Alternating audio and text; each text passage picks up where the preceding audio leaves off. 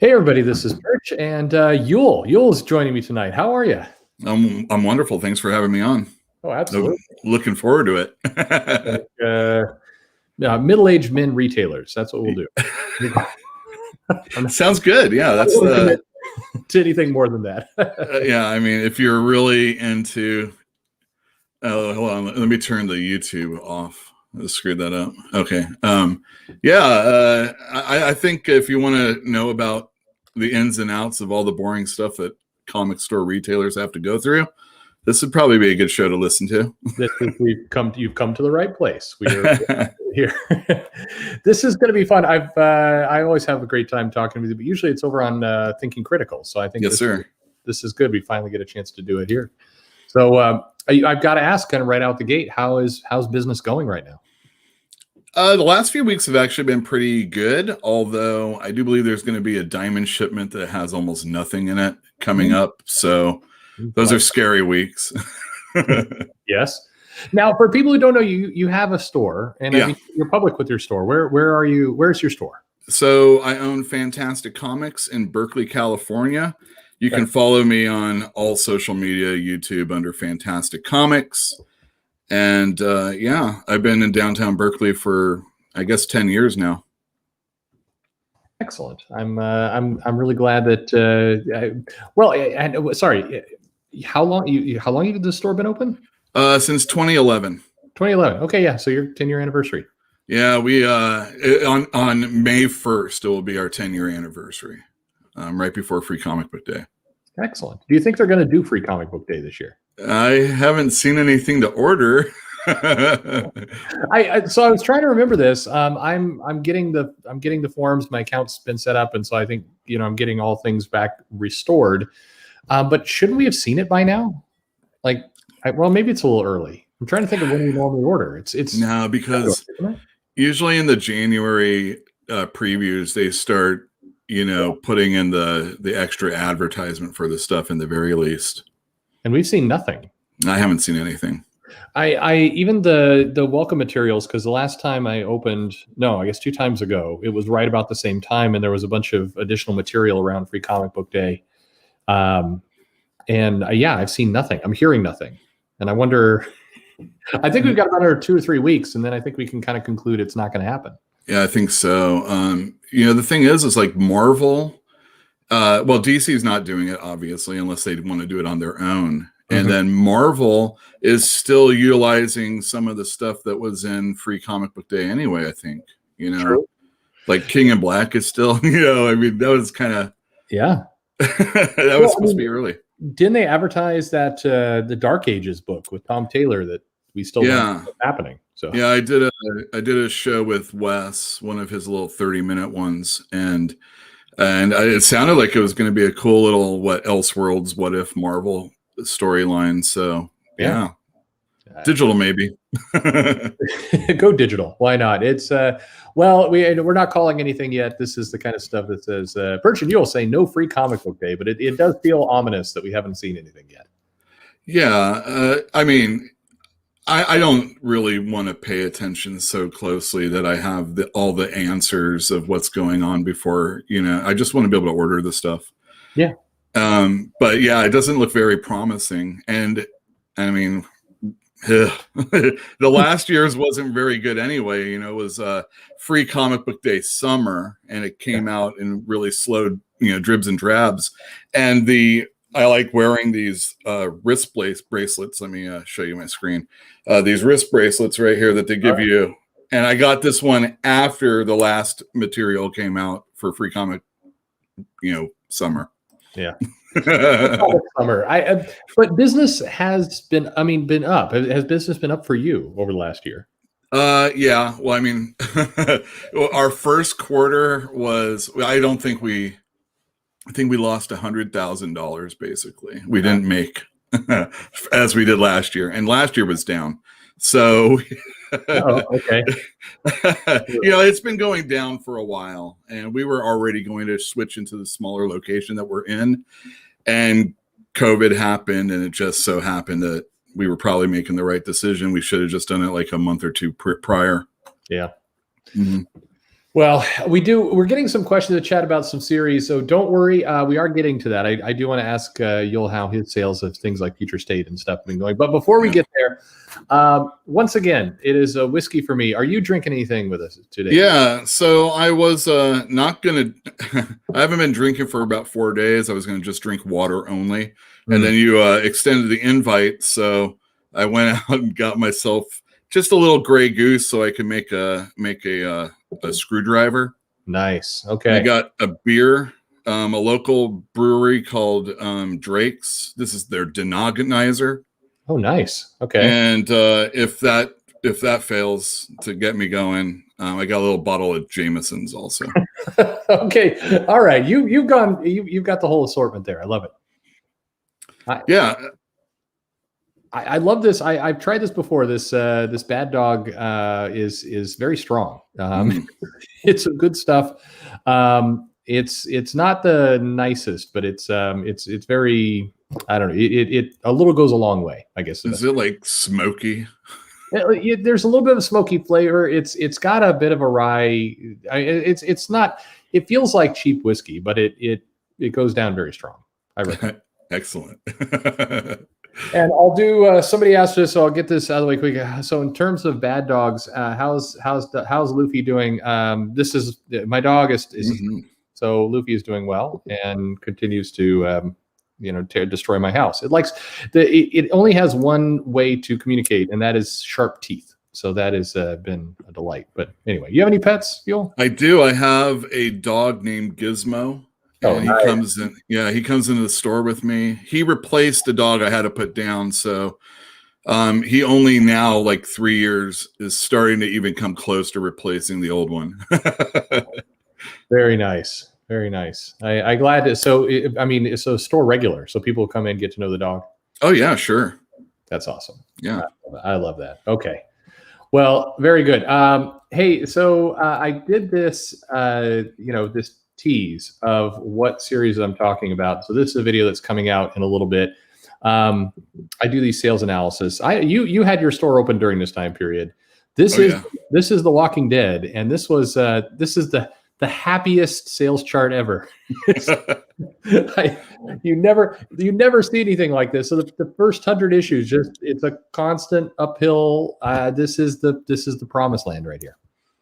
Yeah, that's exactly what you want to see. It was.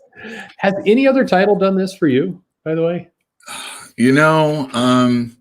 So back when Walking Dead started, I was working at Comic Relief in Berkeley.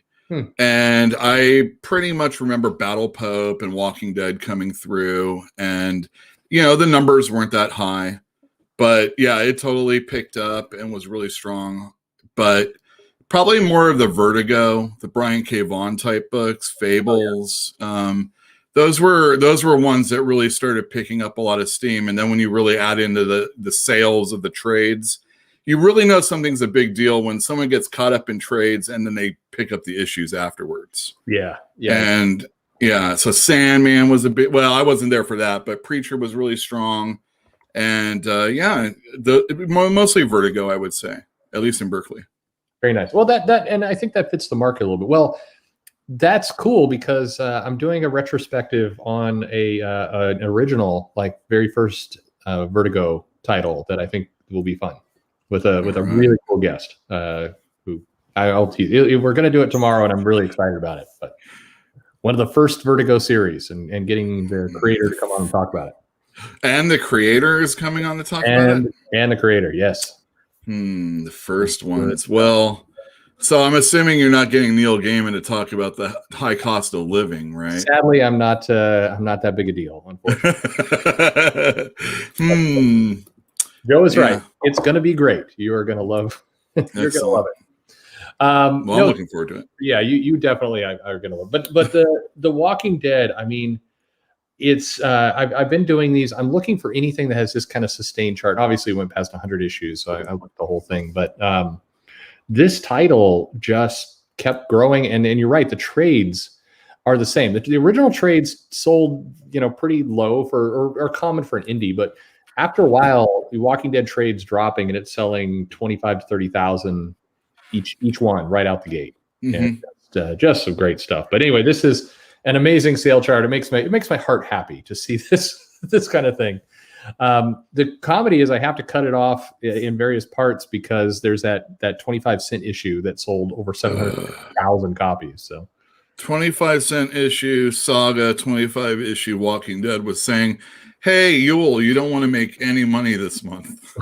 That's true. It was horrible. I saw this for Saga, and you see it again for Walking Dead. Did the 25-cent issue do anything? Meaning the goal was to bring new people in, but you see no evidence it did that. No, I just didn't make as much money. I sold the same amount as the last issue, and probably the same amount as the future issues for a while. But yeah, it wasn't it wasn't what they thought it was going to be, I don't think.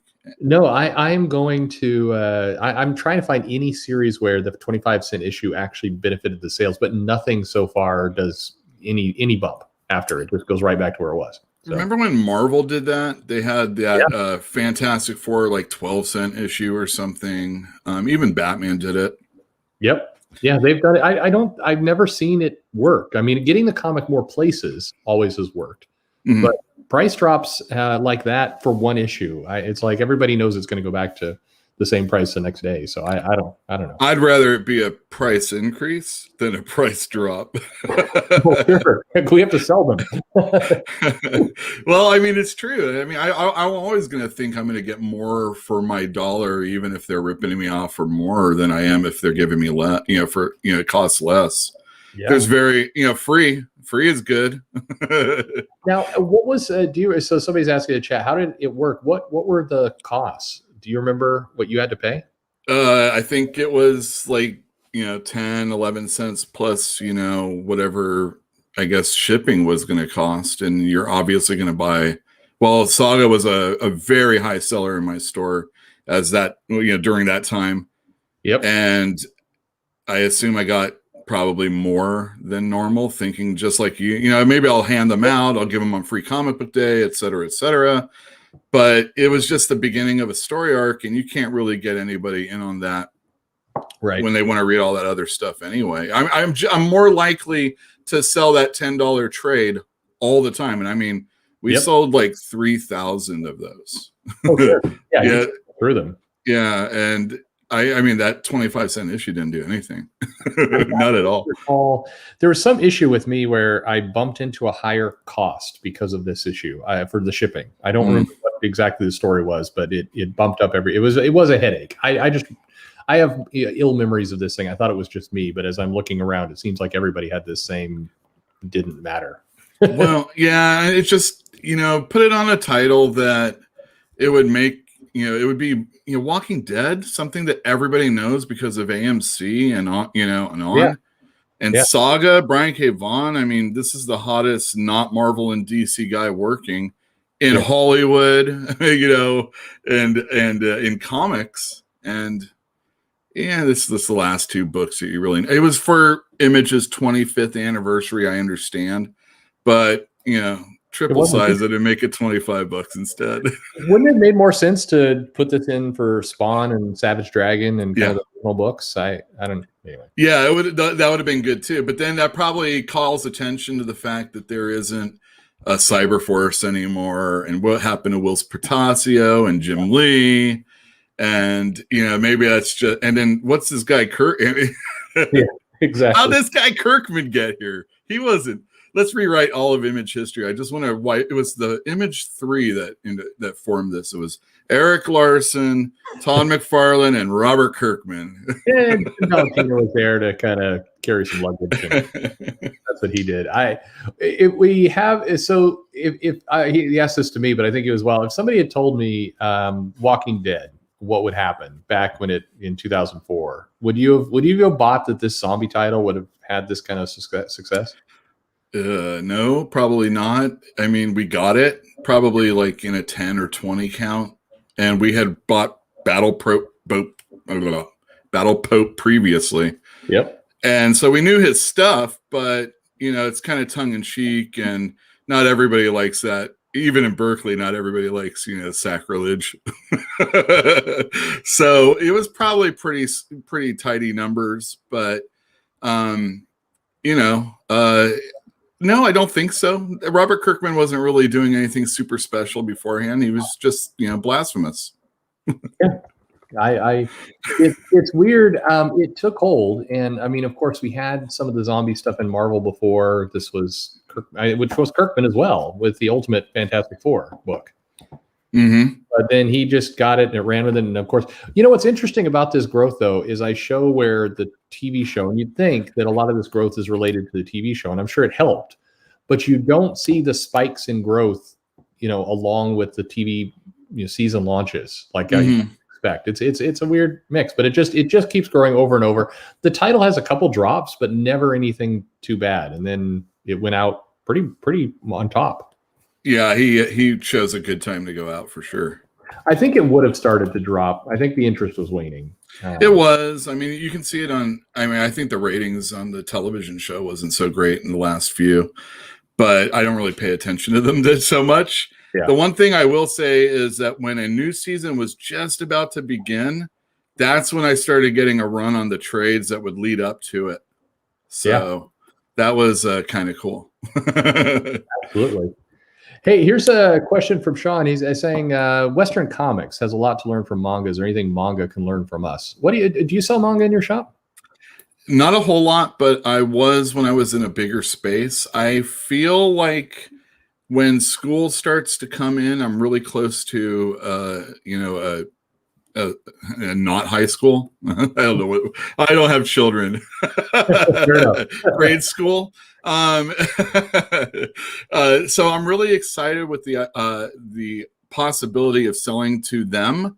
And I think I am, with the exception of new release comic books, I'm probably going to start gearing more towards, My Hero Academia. You see the numbers. I already do pretty well on first, second books, and they have a lot of stuff that's kind of manga inspired.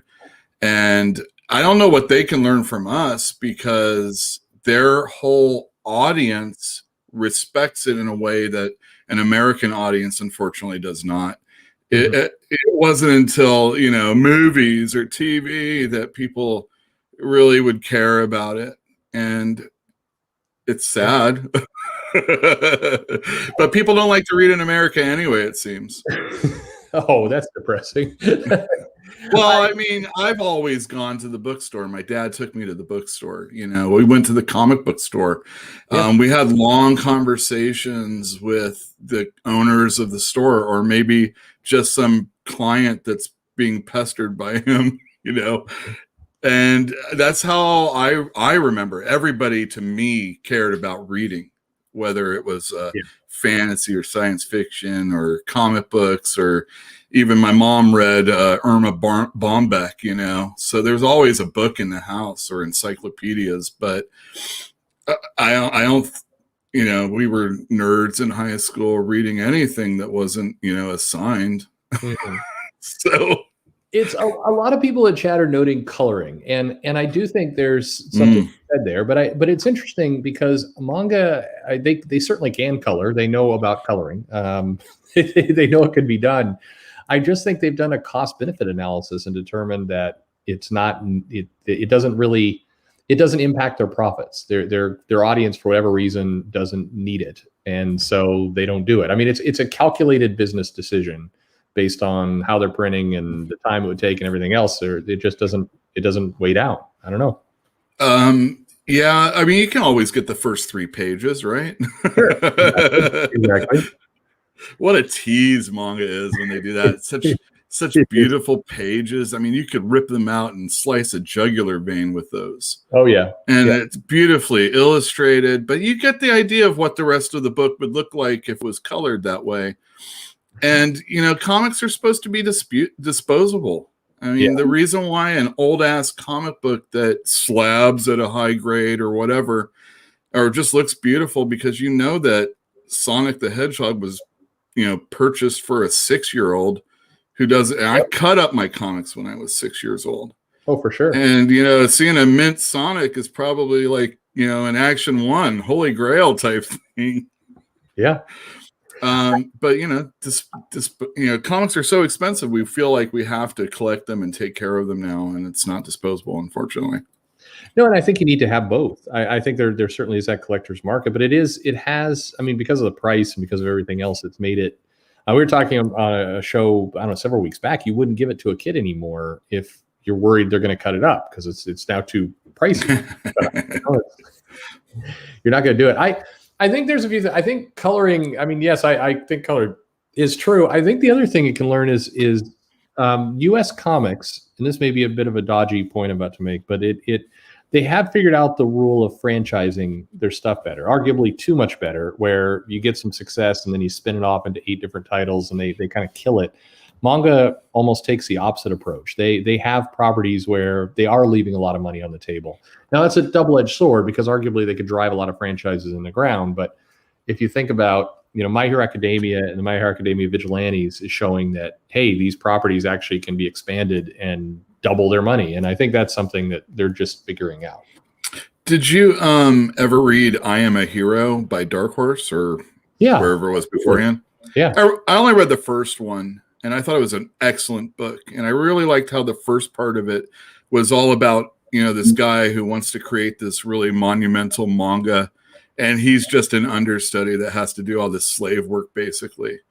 And it's very interesting, I think there's a lot of behind the curtain kind of look at what goes on in manga and how you produce it in that book.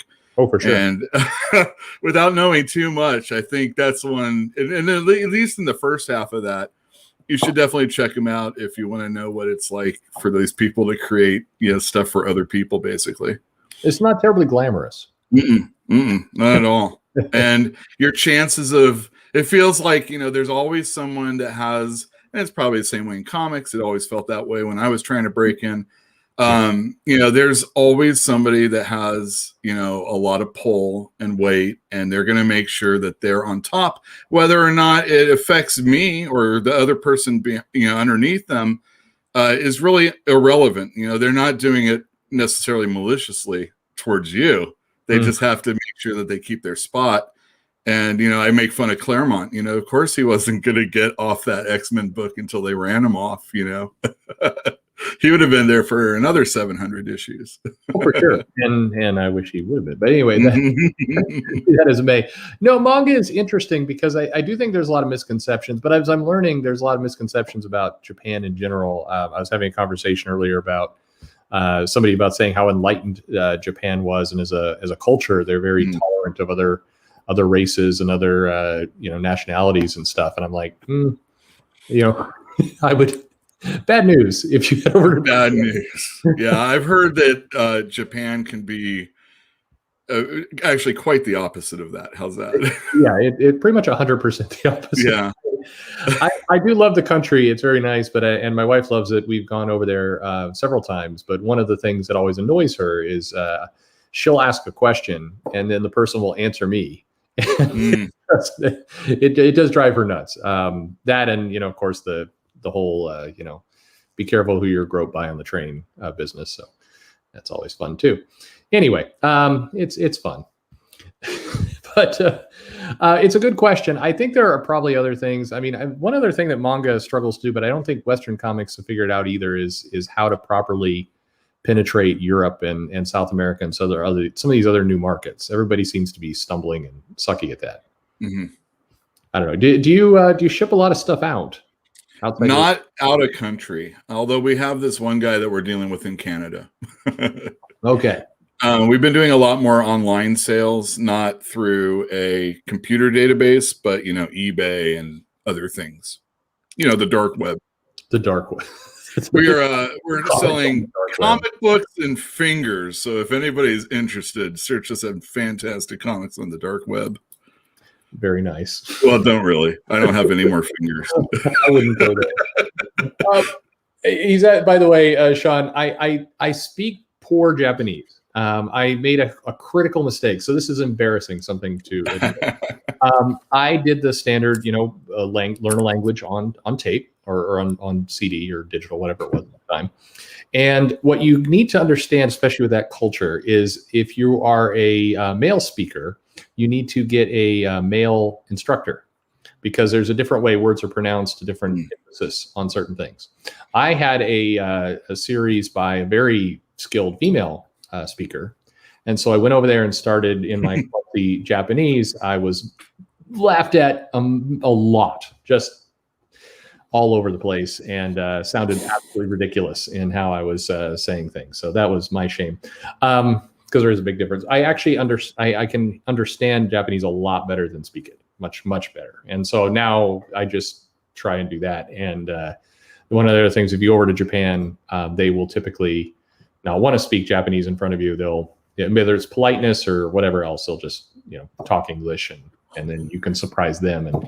But you have to be careful, because if they figure out you can understand Japanese, then they'll think you're cheating them in some way, or you're sneaking something by. You're one-upping them. Yeah, they get kind of pissy with that. So yeah, Sean is correct. I speak Japanese like a girl. Yes.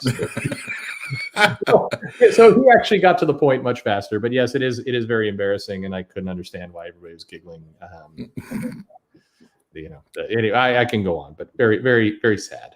Sad for me.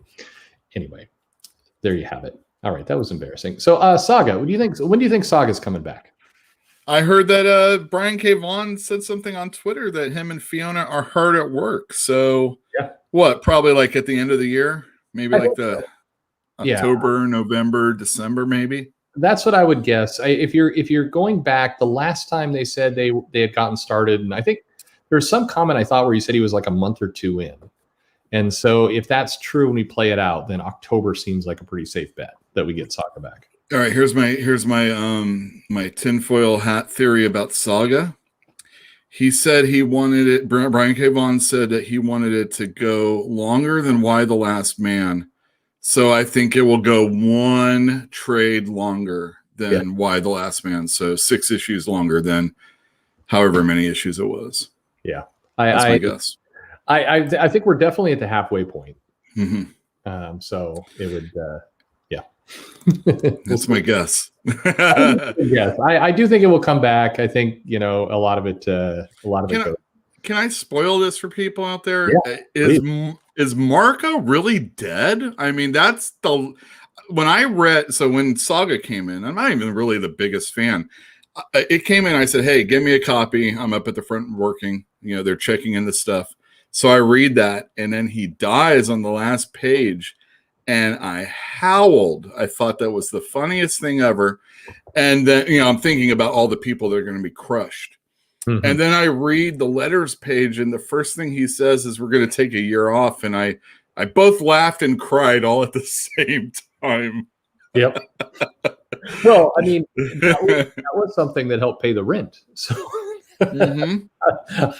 I was crying too. Little did I know I'd still be closed while they hadn't returned. Yeah, well, you've been lucky during this time. If Saga was the meat and potatoes of your store, it was for me. Yeah, no, that one's been rough. Like, what's also weird is we haven't seen a real competitor to it. Like, no, not at all. There's, unless you're like a store that sells superhero comic books, then that's a different world that I've never been able to be a part of. I've always been like the store that sells Drawn and Quarterly or Love and Rockets or Vertigo in high numbers. And it wasn't until Grant Morrison moved over to X-Men that we had a really strong superhero title, unless Jim Lee was drawing it. Yeah. And, so like it has to be really special, long Halloween type things for, the numbers to be as high as 8-Ball, if you can imagine, or Optic Nerve. And I recommend people check those out if you don't know what those are. It's the other world of comics. Yes. Yeah. How about, okay, so the controversy of the week, mm-hmm. Shazadam.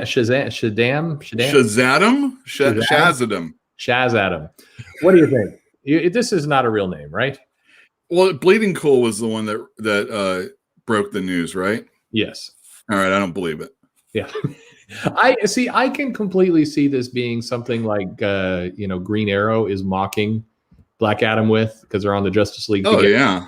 And it feels like that. I don't buy this as a real name. I do absolutely buy this as like a Bendis gag that's going to be in the comic. Maybe it's going to be like the new Bwahaha.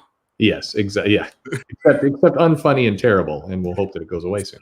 Man, Captain Whitebread is still the greatest thing that I think Shazam's. Oh well, this is Black Adam though, so I don't know. That wouldn't work. Yeah, but I mean, they are putting out a Black Adam movie. They're not going to suddenly change it up to Shazam.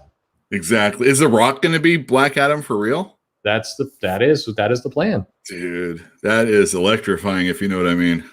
Yes, exactly. I mean, this has got to be leading to The Rock and Jason Momoa on the screen at the same time. Holy cow! Yeah, just broing it up. That's pretty. That's gonna. The ladies are gonna. That has to be in the theater. You know what I mean? Or the ladies. Yes. Yes, exactly. Yeah, I think I agree. Shazam is troll marketing. Absolutely. 100%. Did you read the? Oh man, I'm getting behind on some of the questions. Have you read some of the manga versions, superhero comics? Not the Marvel manga universe.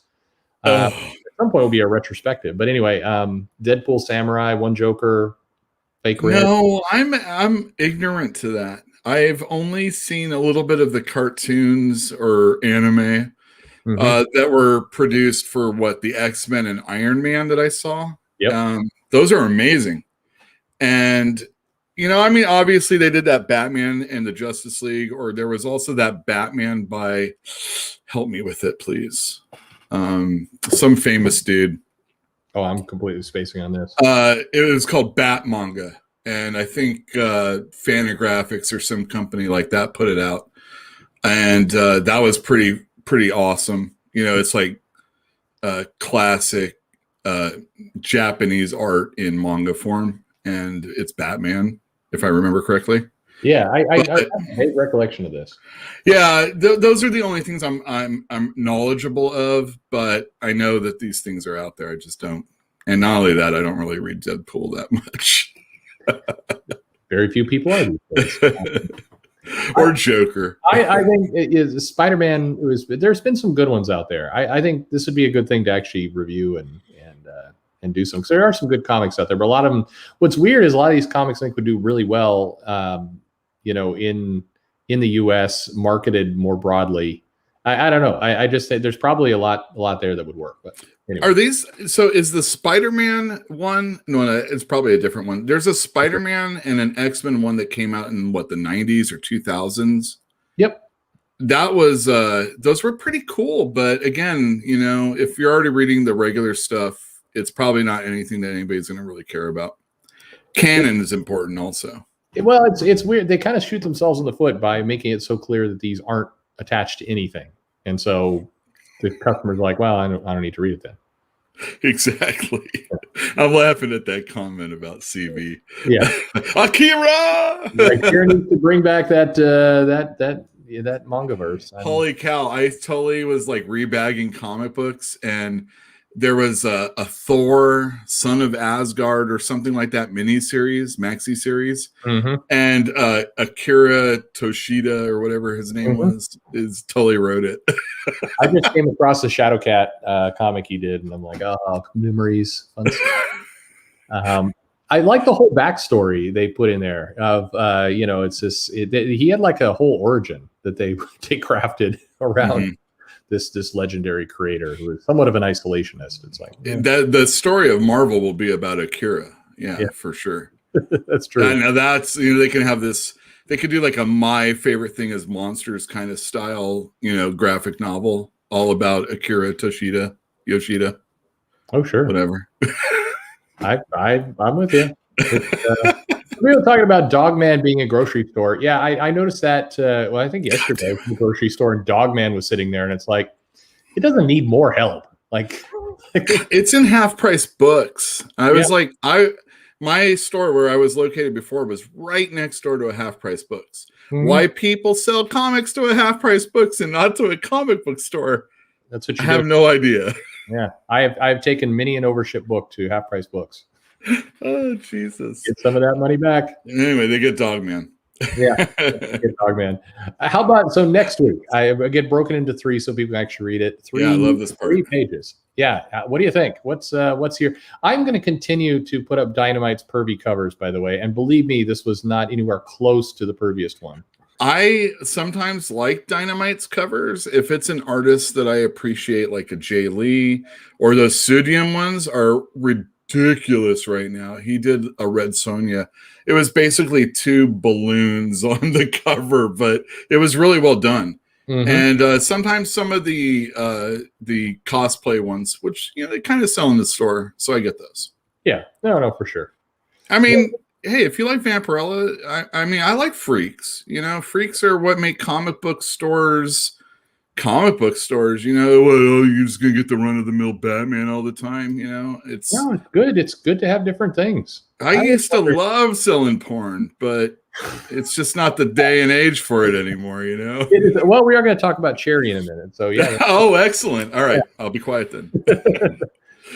As he points out, the grocery store doesn't need more help, but yes, the grocery store actually wants money. So that is true. Mm-hmm. That is true. Can't argue there. So now you're going to be like sending your list for the driver to pick up your carrots and your lettuce, your tomatoes, and your dog man also. That's absolutely right. Yeah. What is anything on this list? I think Erratic is great, by the way. It's the best book. I love that book. I love what he's the thing about it though is it's 5 issues, and I've seen now issue 3, and there is no way this book is getting wrapped up in 5. Like he just keeps inventing more characters and things. Dude, I love this book. It's like the last 3 pages are him being a superhero, and the rest is his high school and life and his mom.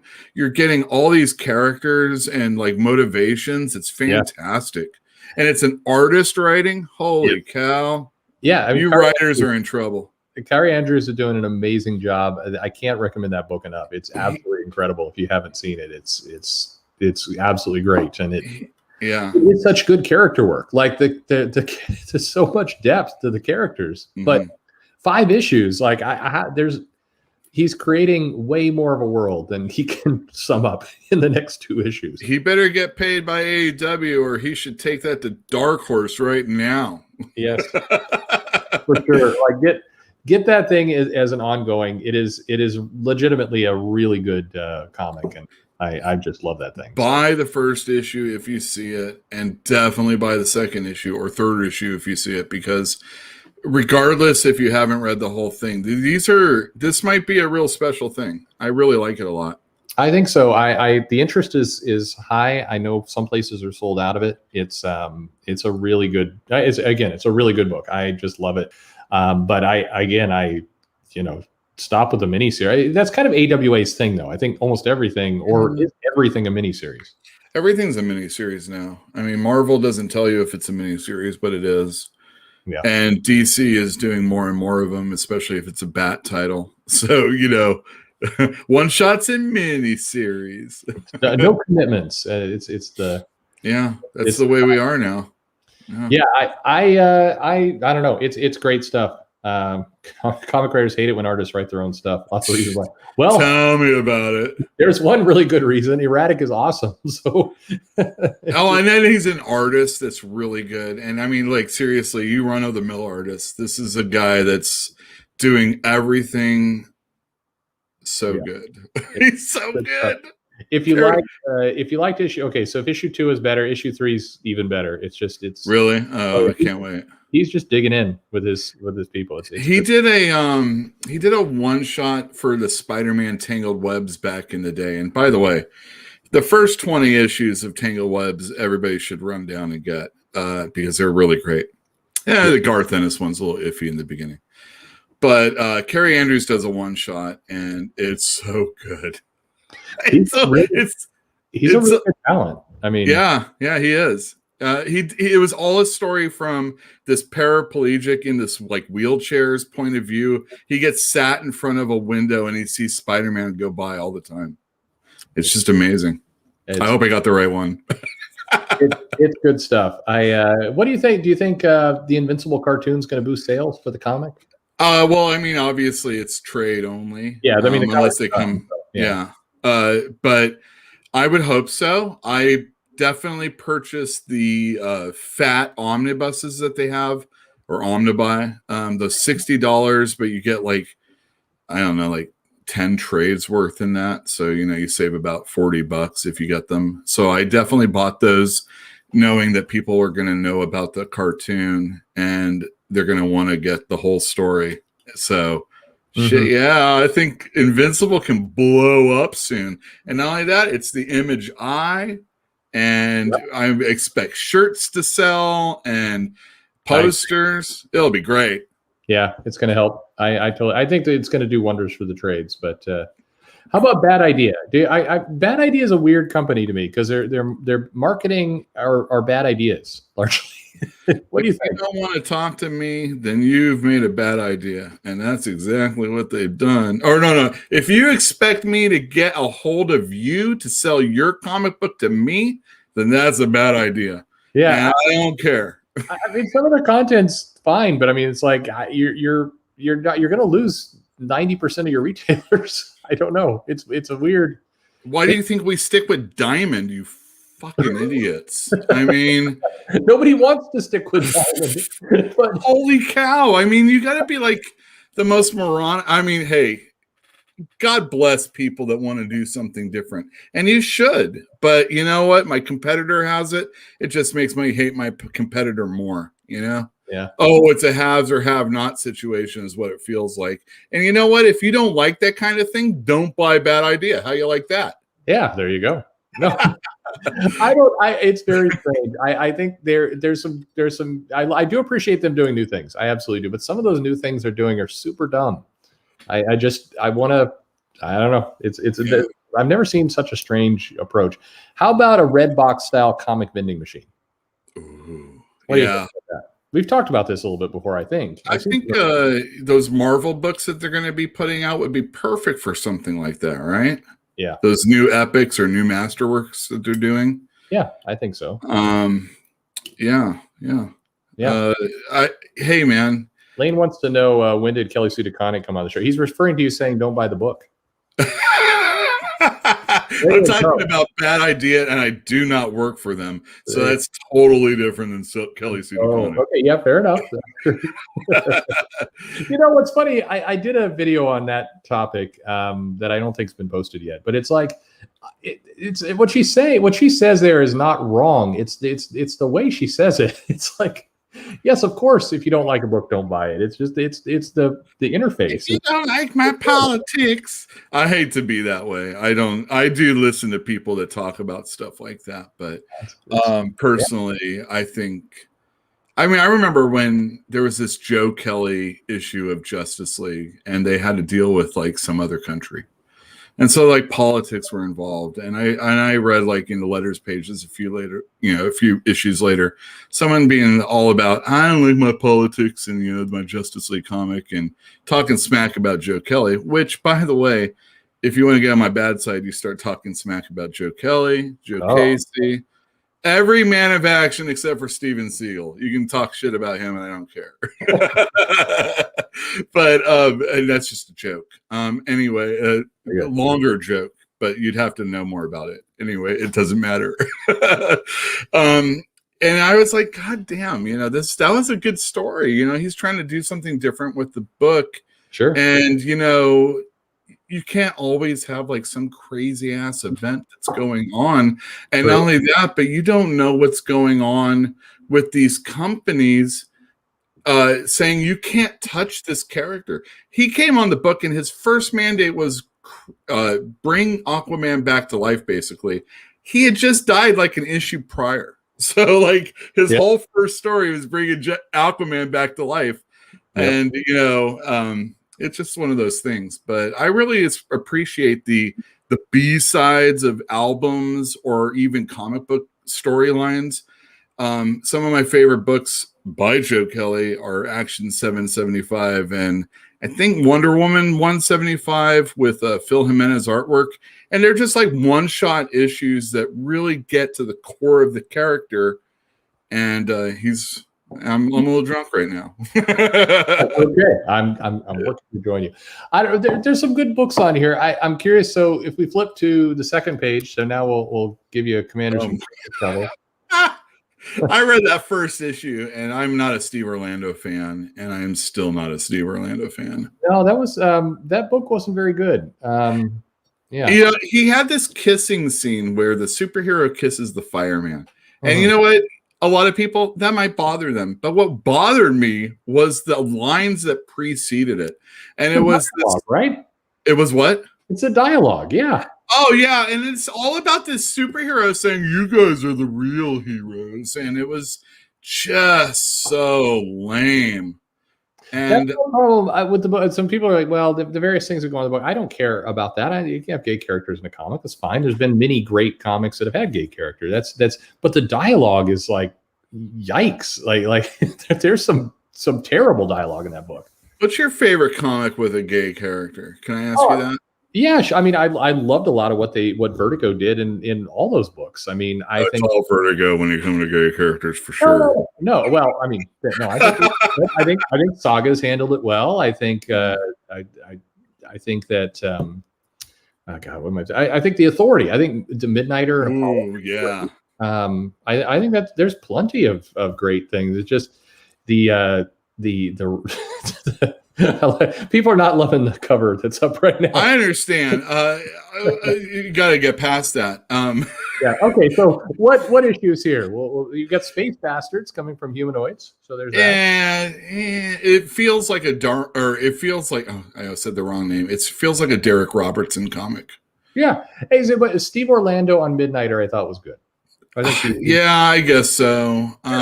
You know where it really hurt me with Steve Orlando was he did this Justice League of America storyline that had the Atom. And I don't know if I'm necessarily like the biggest Atom fan, but I was really excited to see an Atom story.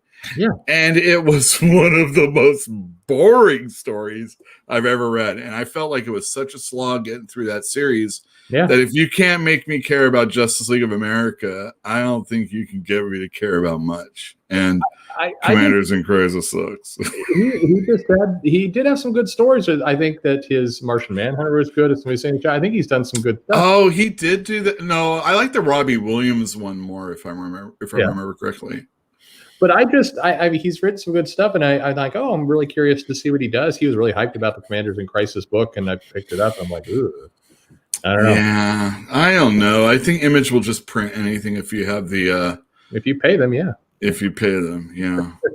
How about this is I think this is the conclusion to Low. Oh, thank God, finally. Yeah. That's probably my least favorite. I really like Black Science, and I've liked Seven to Eternity, but Low just didn't hit for me. Remender isn't always my most favorite person. He was definitely one of the most favorite comic creators I ever smoked out with, I'll have you know, though. Oh, there you go. It was after a WonderCon. And we had a fat party at the Comic Relief store, and it was awesome. I was getting blitzed, and Rick Remender was sweet. He was doing Blackheart Billy at the time, and I thought that sucked, too. My favorite thing he's ever done is probably Uncanny X-Force, or maybe his Captain America. I really respect him, though, for sure. Yeah, he's written some stuff I really did like Black Science quite a bit. But Black Science was cool. Low felt like some weird, I hate to say this term, rapey Fantastic Four kind of story, and it was just there was weird. A lot of that comic. Yeah. So, how about we'll do one more and then we'll move on. But Radiant Black. This is the first of a shared superhero universe at Image. Are you excited about that? Oh my God, that sounds like a train wreck.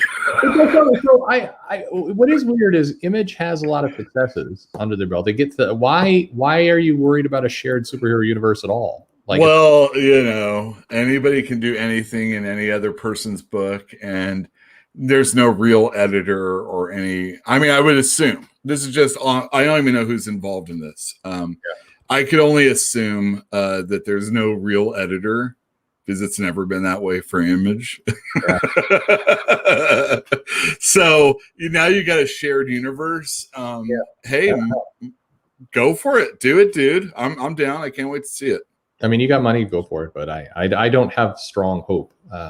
Okay, so DC and Marvel, which remarkably fit on one page. It's a Christmas miracle. What is Tokyo Ghost? Yeah, Tokyo Ghost was awesome as well. Why am I not thinking of Tokyo Ghost? Well, he always works with really great artists. People give Bendis the nod when it comes to good artists. Rick Remender works with Jerome. Anytime you're working with Jerome Pena, you're working with one of the best artists in the industry. And I say Tokyo Ghost, one of the best things drawn. Tocchini, that guy, as far as like that style of art, that guy's amazing. Scalero, sorry, Sean Gordon Murphy, but you know, at least he doesn't write. You know what I mean?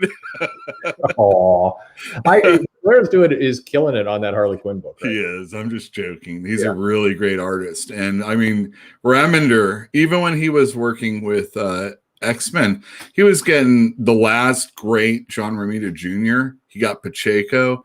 He got over on X-Force. He actually got good Daniel Acuna. Mm-hmm. True. Yeah. Remender does a really good superhero story, and he does a good story that a lot of people like, you know, the masses like, and I think he's really good. Yeah. Well, we're getting another Rorschach book.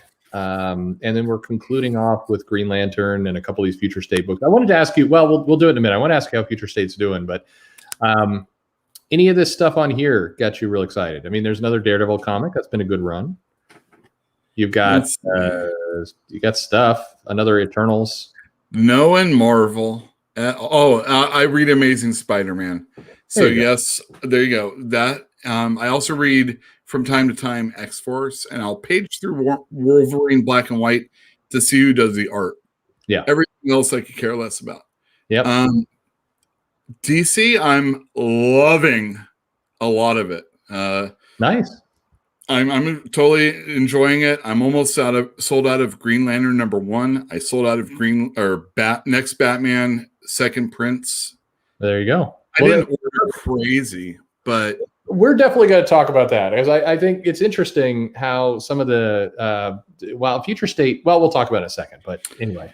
All right, so I want everybody to read Superman versus Imperius Lex. It's the greatest story ever. Oh, all right, probably not, but I really like Mark Schultz or whatever his name is. Mark Russell? Mark Russell. I really like Mark Russell, and I really wish Mark Schultz would draw his books, because they would be great together.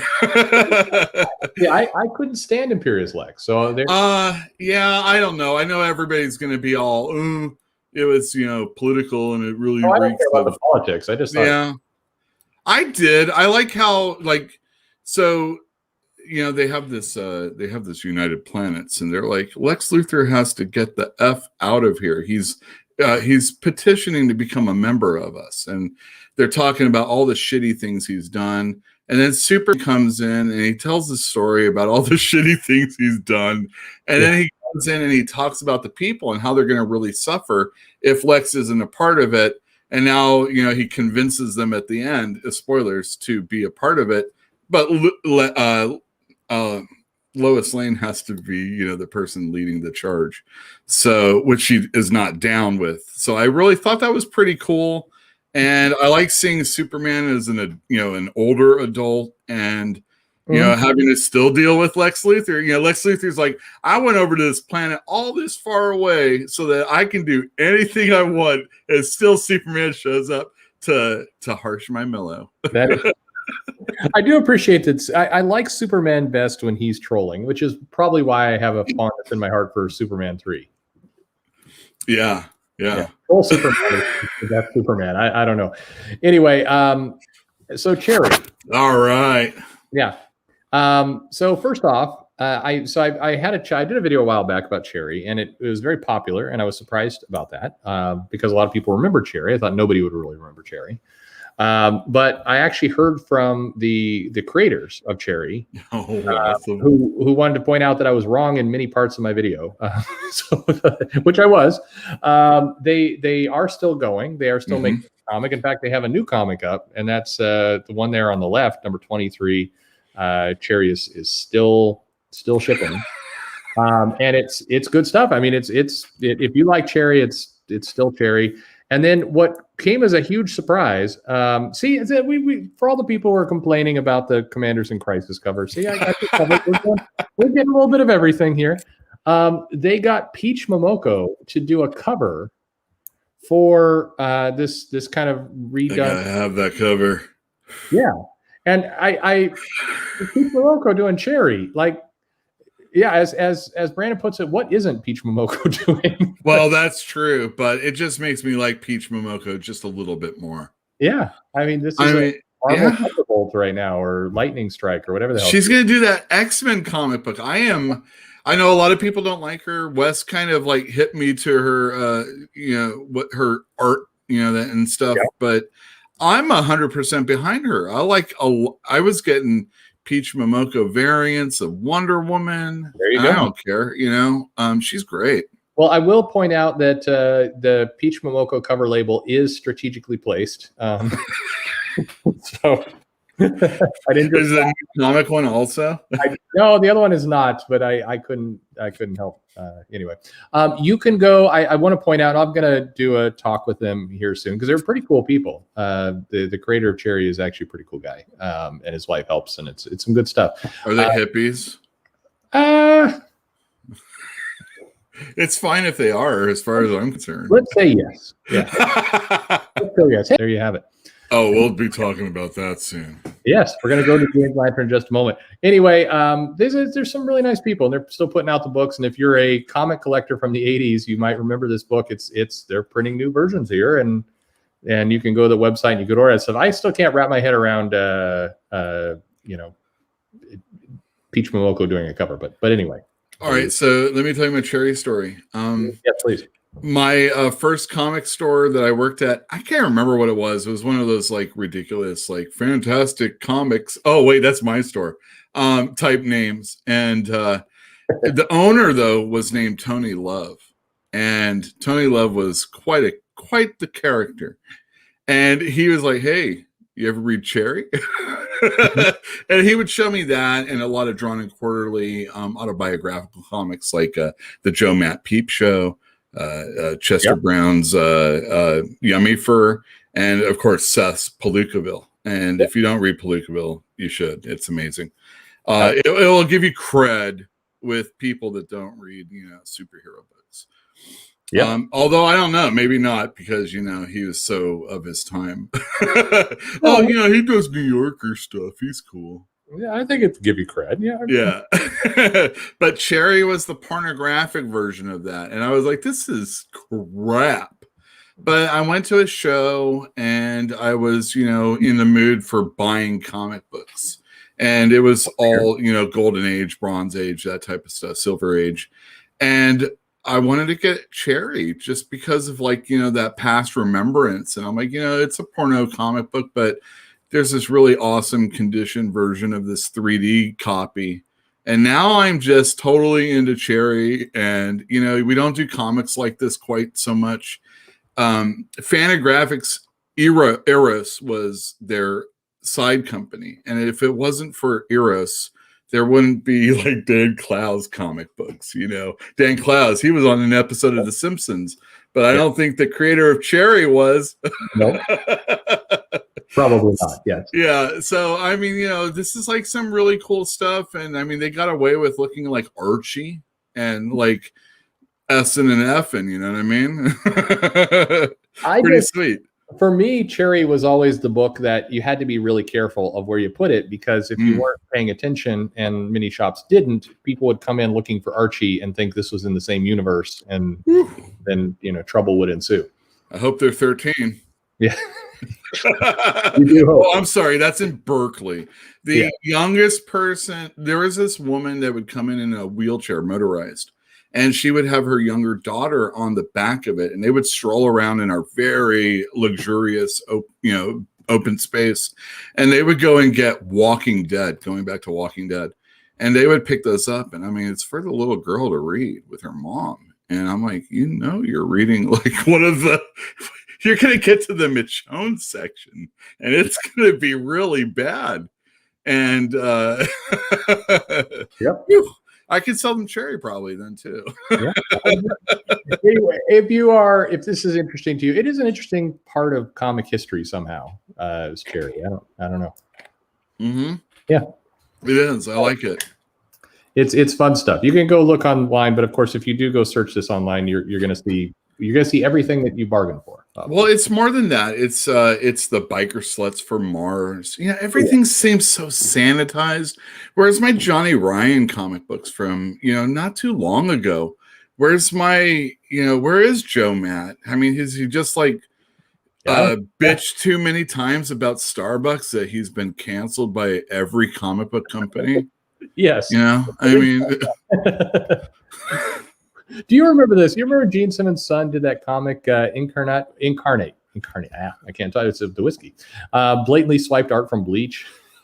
Do you remember that? Dude, was that no, I don't, but was that one of those what was the comic book company that was like Deepak Chopra? What was that one? Was that the company? No, that was shit.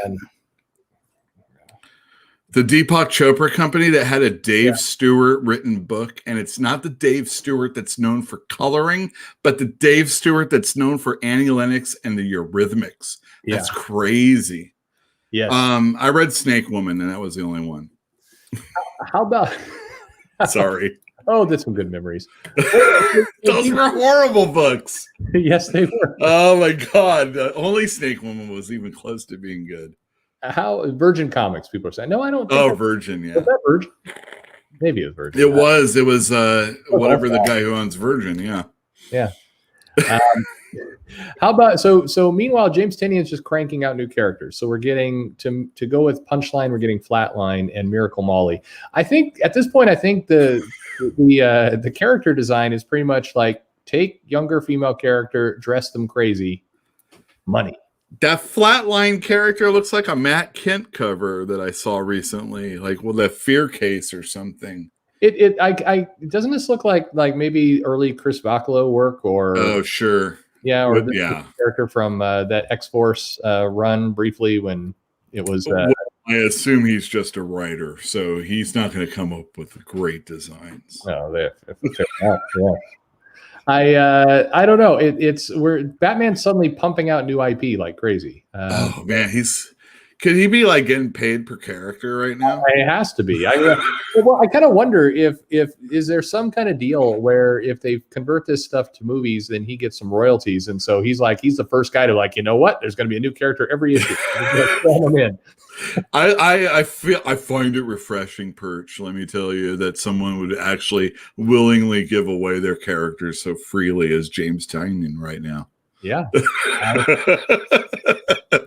Not that image style of holding back and just recreating characters until they come up with a character with chains around him or capes and stuff like that.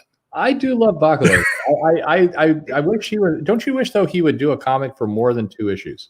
Oh, can they give it? Why can't with some of these people give them? And there were some health things. So that there was. He had a family member. Yes, he had a family problem. Yeah, so he normally can do at least a story arc, but God, I love him so much. He's so good. Complain that he is taken off. Like he would like to stick with the book longer, but he's taken off the book. It's all about money. My buddy who was an inker for Marvel,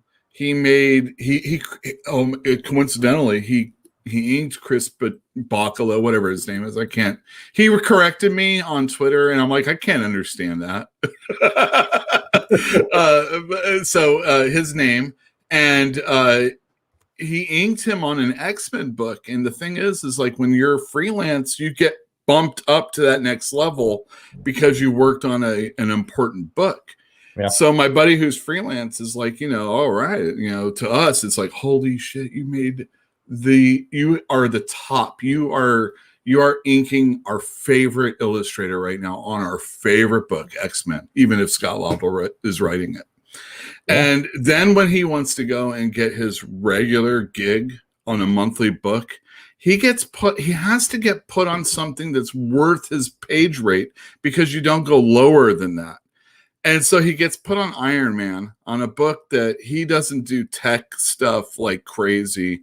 And Sean Chen is just throwing it out there on a Kurt Busiek script.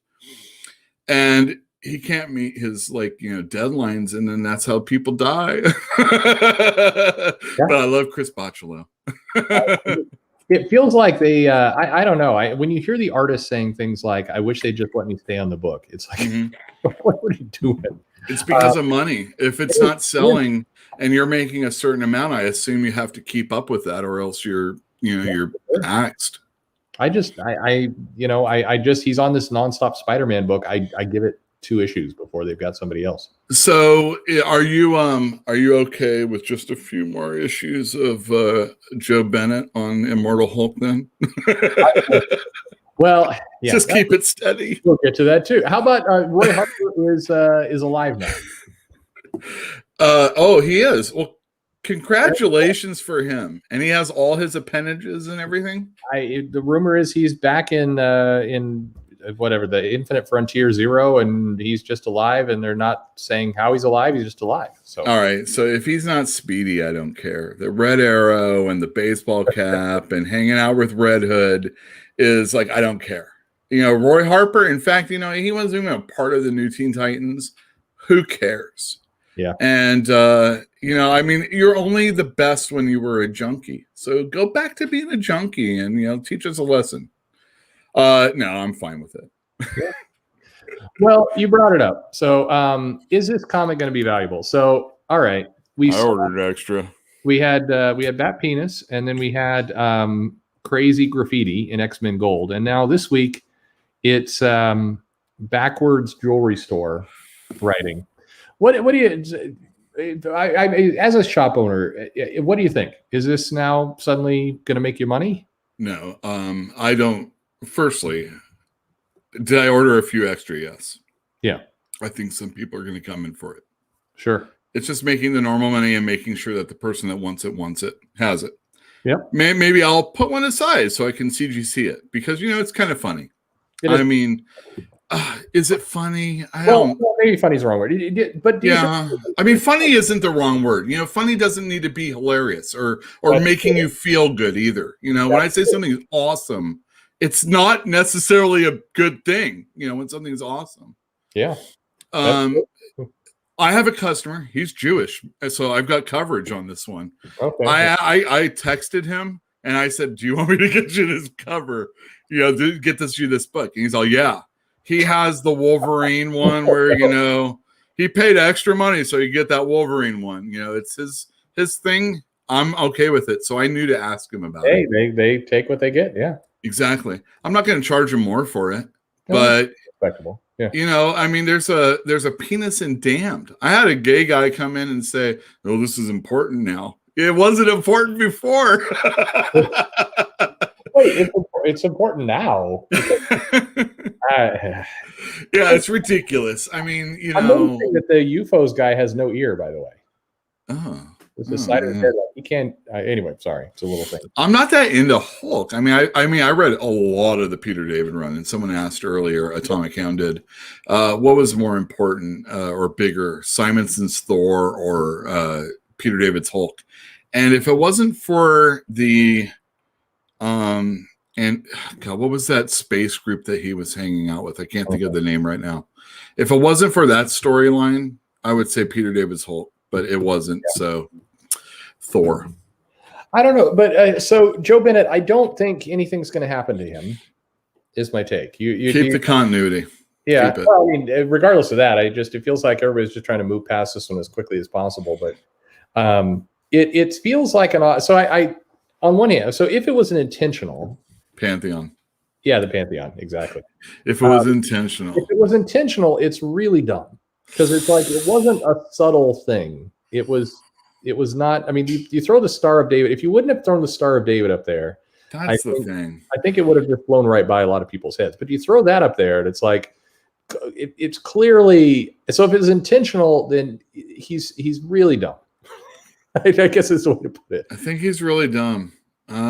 Personally, I think it's a dick move, and supposedly he leaves, little callbacks in his art already, so there's no reason to not think about it that way. I'm not like so bleeding heart that I think, everybody should be punished for things, but it was a dick move. But don't let the comic book suffer for the fans. You got 7 more issues. Yeah. Just gut it out and, get it done. Hopefully, and hey, editors, why don't you pay attention to stuff? Seriously, No, that's your job. I do agree there. I don't get like that is now editors are short staffed and everything else, and things slip by, but there's been a lot slipping by like this, and like at some level you're like, I'll put it this way. You don't have to say, hey, you editors did a bad job. Maybe it's a wake-up call for somebody at some of these companies, say, maybe we need some more editors. If that's the problem, people are too short-staffed to look at everything, which I'm not sure I buy, but okay, if we say that's true, time to hire some more editors, right? You don't want this stuff just going out. I'm prepared for the future of comic books. I will, it would be a joy to be able to order Comic Bus in the orders that I used to order instead of something from Marvel or something from DC. Yeah. But, I have to ride the wave the way it has to be, rode right now because of the way things are. I can't just fully, force my intentions on the buying public. I have to adhere to them somewhat. But I don't know why that's brought up that concept to me right now, but there has to be something else. And I can see where comics are just, I've said it before in chat, golden parachute. These guys are just Batmaning it up until they can't make any more money. Their job is let go so that they can have some lower person than them take it over. And, I've heard it many a time, Marvel editors are just there so that they're traffic managers. Well, if that's the case, then it's time to invest in the company, give them some more money, make it a more. At least the hedge fund people should, right? Short sell that shit. Yeah. I think stock and give your people a raise. That's what you should do. Yeah, of course. And artists should always have been paid more, but that's not the way it is because, this is an industry where someone is willing to take the lower pay to get that job. This is not baseball where someone is always trying to get you the most money possible. Right. This is me trying to buy think about making a comic on your own. Is it worth, if it's a day a page and you pay them $300 a day? Yeah. Is that a lot of money? No. And then you add it all up and think, well, how long does it take me to get that money? And you're like, that's a lot of money. I need someone who makes less than that. Yeah. That's why the writer artist is the best, Sean Gordon Murphy. There you go. So we need to get Jeff Thorne and Chris Bachalo on Legion. Let's do it tomorrow. That's right. If Jeff Thorne can draw, get rid of Chris Bachalo altogether. There you go. I just it is a strange thing, as I've talked about with other people in the past, including some people in the chat right now. You go into comics because you love it in a lot of cases. And if you love it and it's a passion thing and you're not being paid, a great salary, but it is a passion for you, why then would you jeopardize it by putting in weird, Jewish jokes into a panel? It just seems. Why can't you just? This is why we can't have nice things. Yeah, just draw the book. Don't do that. But who are you talking to when you're doing that? If it's on purpose, so again, we don't know what was in his heart, of course. But it's the Star of David. Why would you? I know why, because I remember that Farrakhan speech that Howard Stern would always play, where he'd talk about Goldstein and Silverstein. Why do you think they call it jewelry? And is that what he's going back to? Does he know about that? And is it just a funny thing for people that heard that before? I might laugh at that, but it's not something that I'm gonna let you know about, Yeah, you don't draw it into your comic book where you're a pretty celebrated artist who people are loving right now. It's just, again, it's all very weird. This is the only book that matters at Marvel that isn't Daredevil, and it sells better than Daredevil. I think you'll let me know later. It does sell better than Daredevil for sure.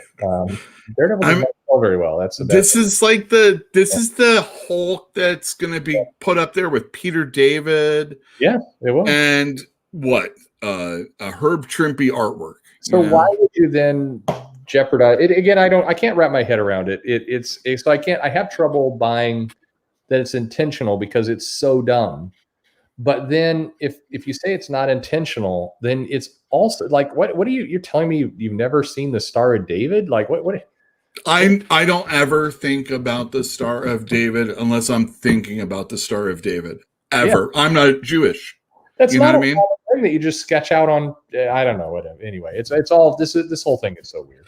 But. I mean, and again, I'm not Jewish, so I mean, my buddy is, and he wants this book. I mean, there you go. What do you know? What if this guy misspelled his way into a racist fiasco? Well, that is what we are seeing.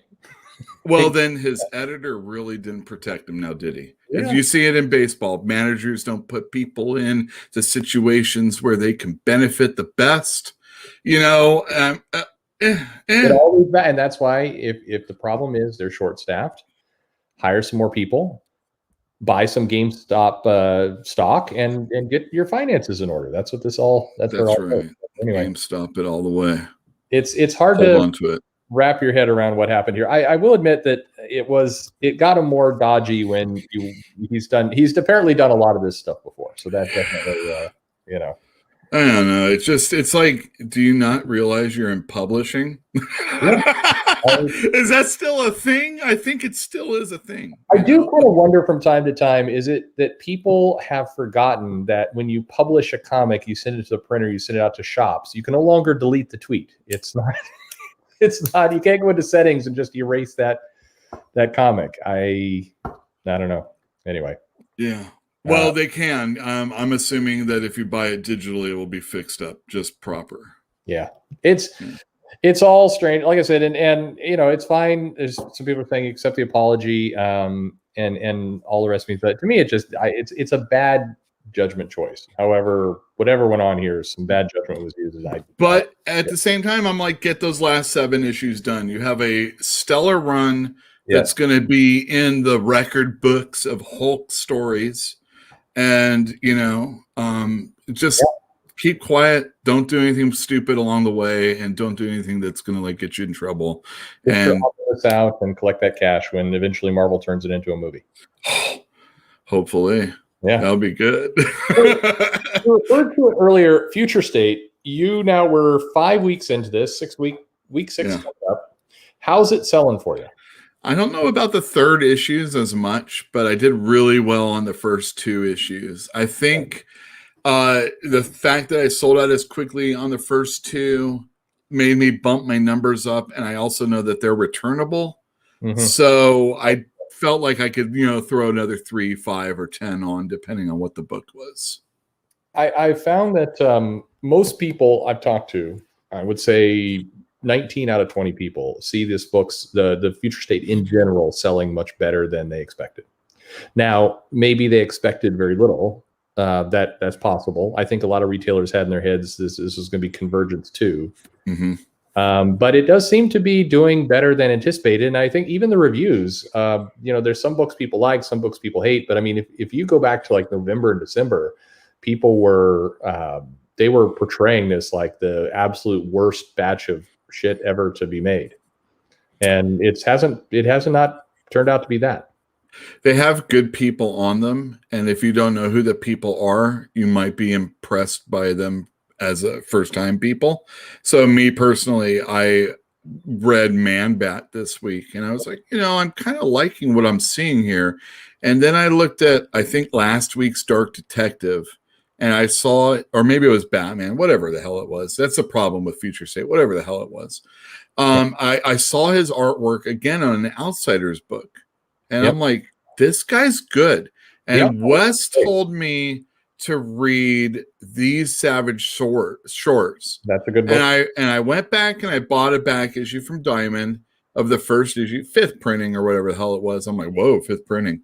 And I picked up a second issue, and then it all just kind of converged at the same time.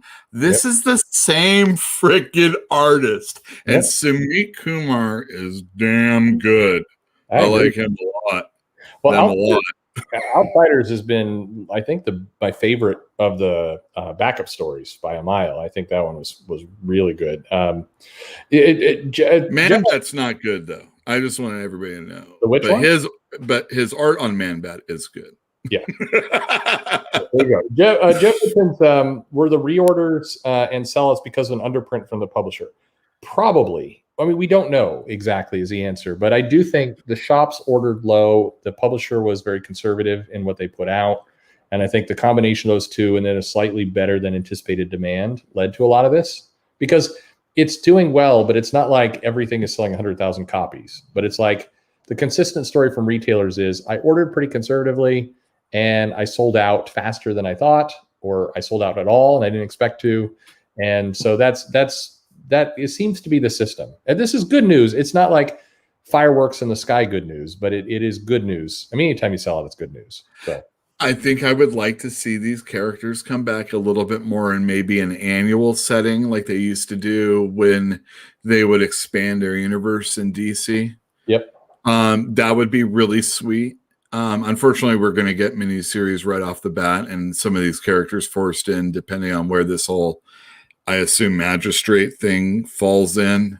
Yep. So unfortunately, there's that to look forward to. We're getting Gotham in May, which is the first Future State ongoing Gotham book. And I have no issue with that. I think it's fine. Red Hood. It's logical. It's Spock. If you like Spock on Star Trek, you'll love it. Yeah. I know there are not that many Batman books, so it makes sense that Sorry. And these are returnable.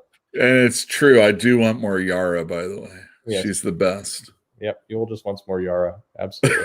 Here's Jimmy, who we're going to have on the show here soon. We're going to have him on tonight, but we're going to have Jimmy on very soon. And we'll probably do a start later in one of these weeks to come. But that's basically the story with Future State. I think if you're DC, I think you have to be looking at this and feeling happy, because a number of these stories and concepts were remnant, maybe not be the right word, right? But they were things that were planned for 5G and whatever was going on there. And now they're able to push them out, and they're buying themselves some time to get March in order.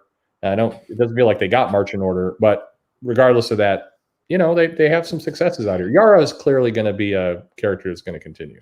Yeah. Do you feel like Mr. Miracle was one of the titles that they were going to lead with or something like that? Because there's a lot of Mr. Miracle stuff in it. I like Shiloh. I like that story a lot. It was painful to me. I put out the video on that, and I was rushing to say in the video because I knew some people would miss it, that Shiloh is not a new character. Right. Oh yeah, definitely. And this is not like somebody came along and said, let's race swap Mr. Miracle. No, this was done back in the 70s. And if you have a beef with it, I think you take that beef up with Kirby. Yeah.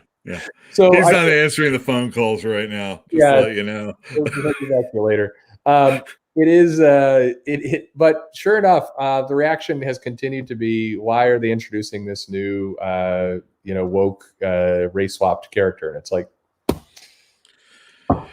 it's when it's heavy handed. Sure. That I have a real problem with it is, when things are being done so that it services an audience. And then there's other times when something, momentous or maybe just kind of a matter of fact happening, in front of you. I don't know. I feel like things like X-Force by Peter Milligan back in the day are way underrated, like they should be. He was really speaking to a lot of audiences that if they ignore the superhero trappings of it, they're just gonna not know that there was like a really special book out there. Yeah. And and personally, back in the Vertigo days, we were talking about characters. Yep. And it's kind of a spoiler, so I understand if you are going to be upset with me. But Peter Milligan and Demkin Fregredo did a book called Enigma. And that is one of my all-time favorite books. And it's more important that you read it in issue form because it has a letters page. And you have an interaction with people that you don't have with the bulletin boards or social media of today that you do in comic books. And DC, since I got this platform, DC, when they got rid of their letters pages, did a disservice to a really, really well thought out crowd that, sent in letters. It wasn't just like, 10 things that you want Spawn to do in the letters page. Are we going to see this in this? Are we going to see this? Is he ever going to do this? It was like, especially when you get to Vertigo. I mean, it's those letter pages enough. If you just collected them, would be wonderful reading usually. Well, my concern with that, because I'm liking the Mr. Miracle backups that are there. I think they're fun at what they're doing. But my concern with the announcement was not, hey, we're doing something with Shiloh, because I like that character. It's cool with it. The part that gave me a ominous feeling was we're going to kind of rework his origin. I'm like, don't do that. Like, to make it more contemporary, to make it more topical. Of course. Like, don't do that. Like, he was fine. Like, just lean into Shiloh, maybe tweak things here or there if there's stuff that truly is aged bad. But he was a celebrity who, I think I don't think any part of his origin doesn't work today. I think it's fine. I don't think, I can't imagine. I'm speaking from experience. I don't know everything about Shiloh at all. I remember him from the Grant Morrison book. I knew that he was beforehand, but some of the Kirby stuff is a little thick to get through. And, it looks good, but his writing is very coincidental. Things don't happen without something happening. It's just there's no subtlety to it at all. And it's hard for readers of my generation to get into Kirby. Readers of this generation probably can't get into Kirby quite so easily either, or even more so. Shiloh Norman, man. You could expand upon what has gone before, more like a Grant Morrison, I feel, does. And make the stuff that came before it more monumental. In the simple Final Crisis where he's describing what a mother box is, he just says it's a souped up iPhone. Well, when I was a kid, I didn't know what an iPhone was. But as an adult, Kirby's genius has been, realized in some way so that I can understand. And Grant Morrison is bringing it. That's when I really like great writing. And I'm tangenting right now. Sorry. No. Well, in general, Future State's been certainly solid, better than anticipated, and there's nothing wrong with that. How about King in Black? How's King in Black doing for you? King in Black selling out. I don't order very heavily. Again, I'm not really like the craziest, like I sell a lot of X-Men because of Hickman, but if he wasn't on the book, I think the sales would be half. So, Excalibur's good as a result and things like that. But King in Black is selling out. I think I've ordered properly, and I don't want to see it in my store afterwards unless it's in trade form. Yep. Maybe like this nice little Donny Cates, 1 through 20. I ruled Marvel for a decade. Collection, please. I agree. I always hated having hanging around in the shop the tie-in issues like years later. They always suck. Nobody would want them. I shit can them. I gotta let you know. I might 2 might go in my dollar bin, what I call my dollar bin. And then the rest are like, you know what? You didn't care. I don't care. I mean, once the event is done, like trying to move, the Union #2 is like you're done at that point. There's no, and it feels like that's part of the problem with they've been trying to push, and Marvel in particular tries to push characters they really like to get something going with, like Black Knight, and they do it in the event, and it's almost like that's waiting on a bunch of baggage that it's just not going to make it happen. But, what was that Daredevil issue, like the most wasted issue? Yeah, I mean, it's derailing, right? I'm saying this as Jeff is here. He does have a tie-in issue. There you go. So sorry about that. I mean, I would hope people put their best effort in those, and sometimes, all right. So when they would do like Civil War back in the good one, if you could call it that, and all the other ones, they would have those frontline, Civil War frontline, World War Hulk frontline. Those were sometimes like, because they were like anthologies. Yep. 1 or 2 of those issues, as far as 8 pages are concerned, or 12 pages are concerned, in a $2.99 or $3.99 book is concerned. Yep. Sometimes those are like the best things, and if you're not into it, I would sometimes make fellow coworkers. I'm like, all right, you're the Civil War guy. You're going to read every single Civil War tie-in, and by the end, they were like going crazy. But so, I mean, like, here's an example here of Mosaic, a character, again, I thought was a really cool concept. And then it got, we've talked about that in other streams, but this was a character, I think, who got completely derailed by an event, the X-Men versus Indy, which in fairness derailed almost everything. But you look at like somebody's mentioning Daredevil. Daredevil had a really powerful hook that I think might have started the upward trend for its comic, and then to immediately then step into this event. I guess I side with old Peter David, who said these things were sales killers over time. I mean, I think the data supports that. All right, so I had a buddy or a guy I buy from other books. He says when you have a book that sells 100 and you start another book, you can only really expect to sell about 50. Yep. And if you sell a third one, 25.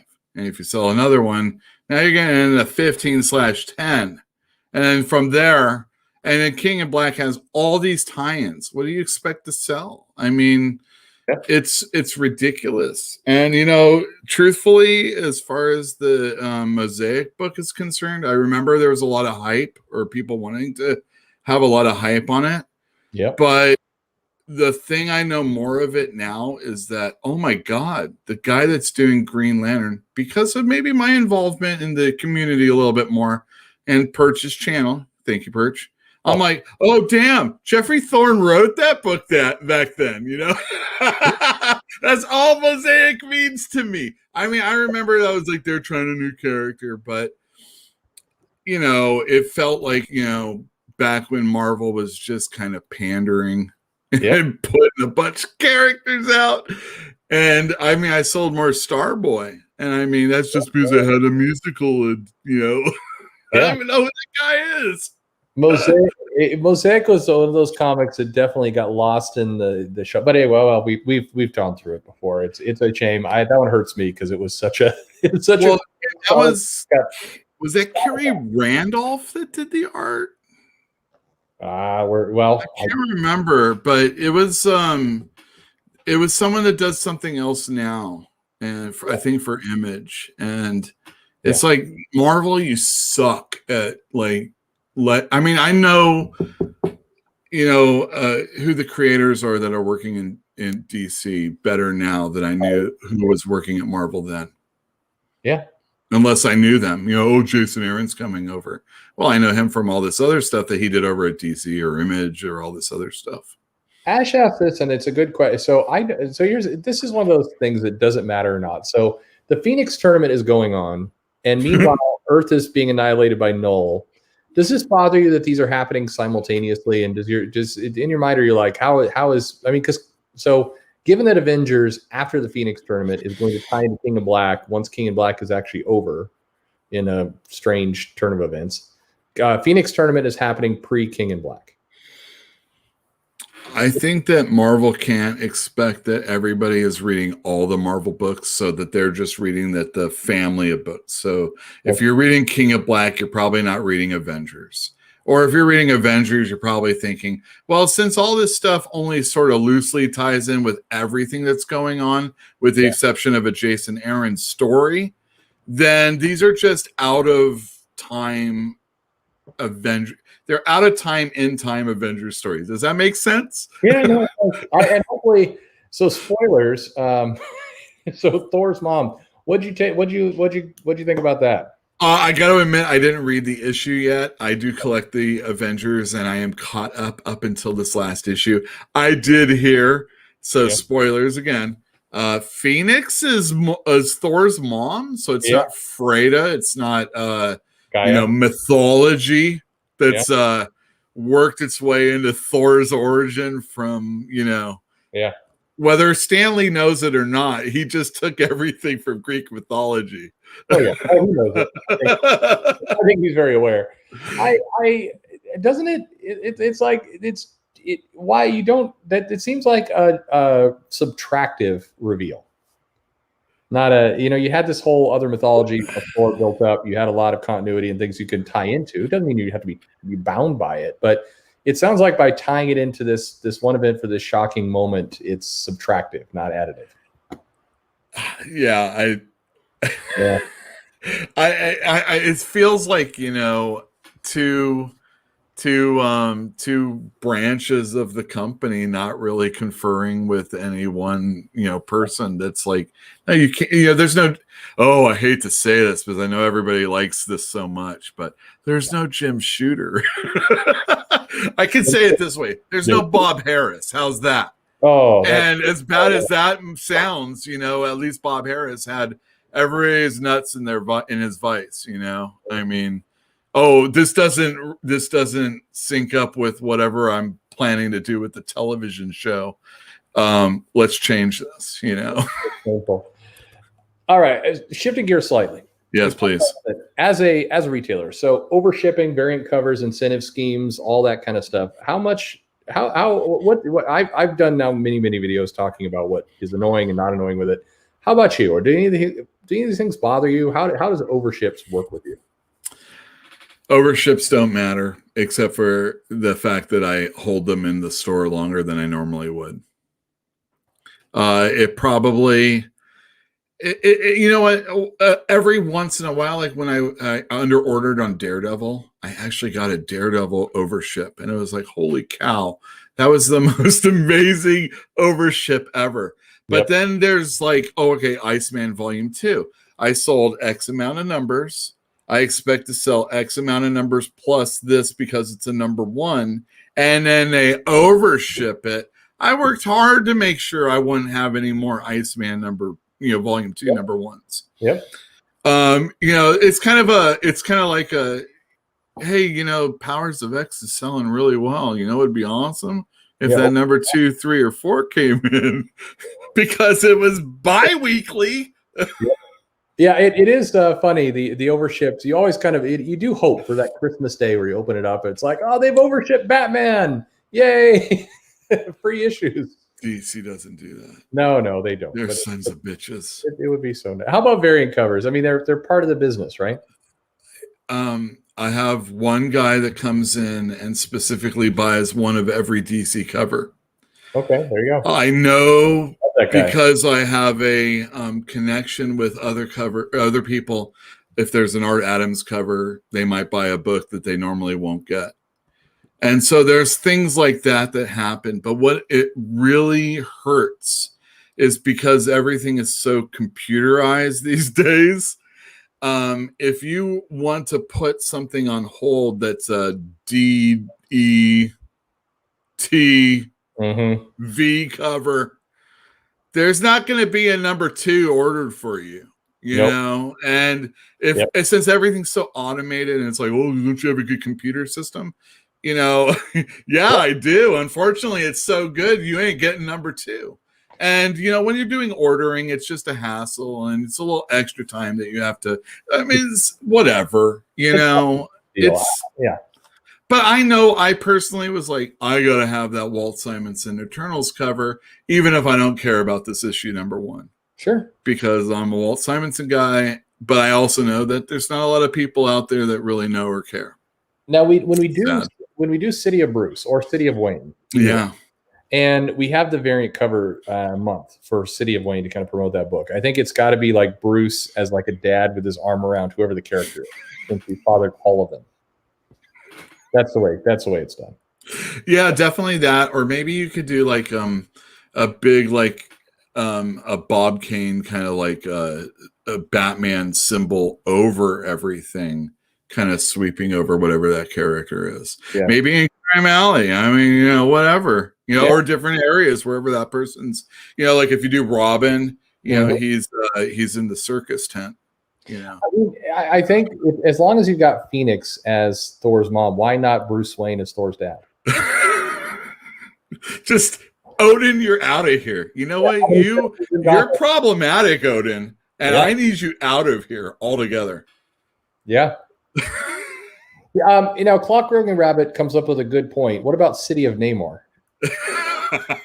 Well, Namor gets around. I mean, Hickman pretty much established that, and I mean, we all pretty much knew that. I will get Peach Momoko to do the City of Bruce #1. You know what? So this is because I'm an idiot, and I do take jokes too far. So I can see myself at some point paying thousands of dollars to artists to just make me City of Bruce variant covers that I can post on Twitter and get 50 likes. I think that would be wonderful, and if you are allowed to make like commemorative like cards for maybe holidays and stuff like that, maybe recoup some of the money that you did. Is it when you're asking for artist stuff, are you actually asking for the physical copy of it, or is it just them doing it, or is it depending on who that person is? Because I know a lot of people work digitally and stuff like that, but I've never really reached out. I just assumed it'd be a piece of paper that I get to buy. It can do it. You typically want a physical thing. Yeah, I would hope so.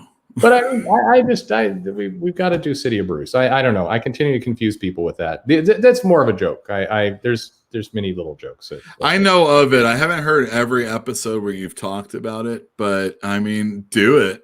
I mean, it sounds like I think you got a couple people in chat that probably would be down. Yeah. So we got to take the joke to its natural conclusion, which is crowdfund a City of Bruce kind of cover gallery. Oh yeah. That has no point. And the whole purpose of it is going to be the amount of money that we obtain through the crowdfunding of City of Bruce cover gallery book is going to be what we spend on artists. So the more money you get, the more likely you're going to get that Art Adams City of Bruce cover. All right. Excellent. I assume there will be some boobs involved then, thankfully. Sure. Yeah. Well, I mean, it's Art Adams. Oh, but can you get Adam Hughes? Yeah, excellent. Sure. All right, this is if going into crowdfunding, I have to do Insanity for sure. That has to be I had this idea of like, hey, I want to crowdfund, and the book is going to be You Will Never Get This Comic, and right in the description I'm going to say we will not ship you this comic. You're not going to get anything you're putting your money toward, and then just see how much money we could get. Can I tell you about that Man of Steel variant cover there? Yeah, absolutely. Yeah, I put that up there because people forget that variant covers are not new. So the son of a bitch, John Byrne, had to go over to DC and restart Superman, but he got this Man of Steel variant cover miniseries thing going on. Yeah. And I remember my dad was buying one of it. He was buying 5 at least of every #1. He was never going to get turtled out again. You know what I mean? He was never going to miss a Teenage Mutant Ninja Turtles #1. And a lot of times, if it was like Frank Miller going on to Ronin, we might have gotten like 10 or 15 or 25 copies of a very expensive comic at the time.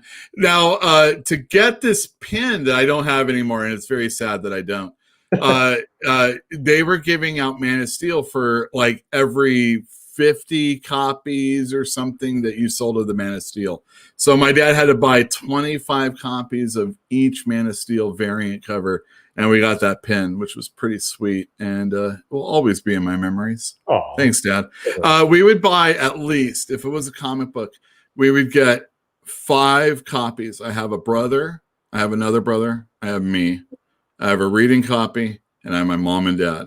So we got 5 copies of every comic we always bought. And I've sold quite a bit of them. That's collecting, baby. Very. How do you? What about this fresh hell of actually having Funko and variant covers combined? Like, isn't that the worst possible combo? Like, if they could bag it and then put some kind of Fleer trading card in there as well, just why not? Just that would be nice. A little trading card would have made me feel better about it. More like it was an Indiegogo project or something like that. What if it was a Pog? Well, a Pog should come with everything from now on, because, like, are we just ignoring Hawaii again? Like, it's only every, like, well, we need a Michener book. Then we need Pogs. What's the next thing? You know? Yeah. Thank God for Fantasy Island. That was filmed in Pasadena, but you think it's kind of Hawaii-like, Yeah. What if? Yeah. What if it came with a Funko holding this comic, and then on the comic the Funko was holding was another Funko? Well, everybody likes mirrors, especially if they're on acid. Can I say that? Yeah. Don't look in the mirror if you're on acid. Don't ever do that. Ever. Yeah.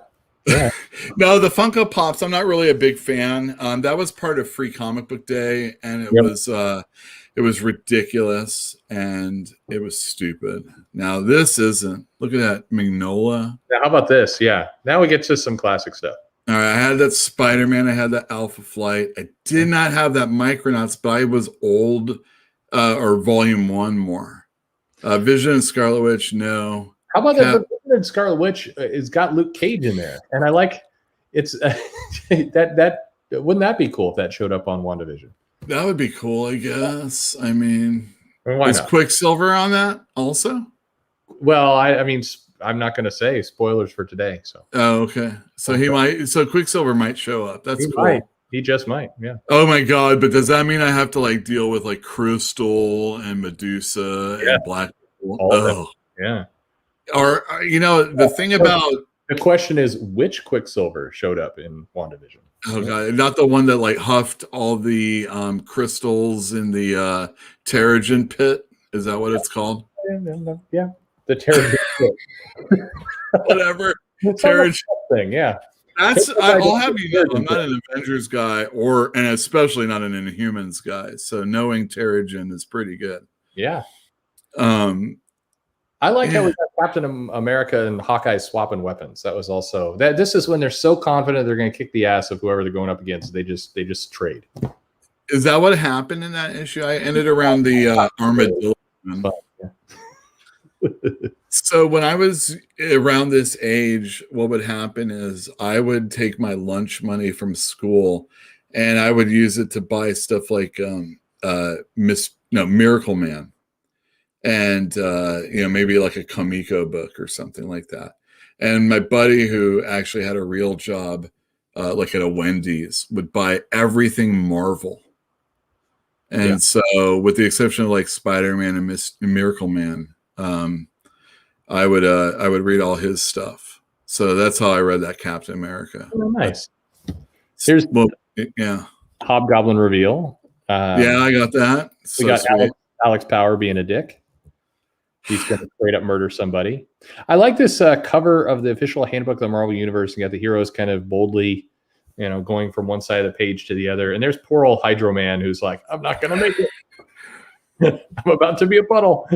What do you think of that Iron Man suit? I was never that into it. No, I wasn't either. Now we have had some people in the chat. I don't know if they're here who just love that suit. That is absolutely their favorite. But it always it looked too bulky. Something was wrong with it. Like I was never a big fan. Yeah, the bulkiness of it, and also it's not it's not yellow. There's no gold in it. Oh, whatever. I like Kazar though. That's my guy. And then that Firestarter, not Firestarter, Firestarter, yeah. Yeah, Firestarter. I've been also drinking the whiskey.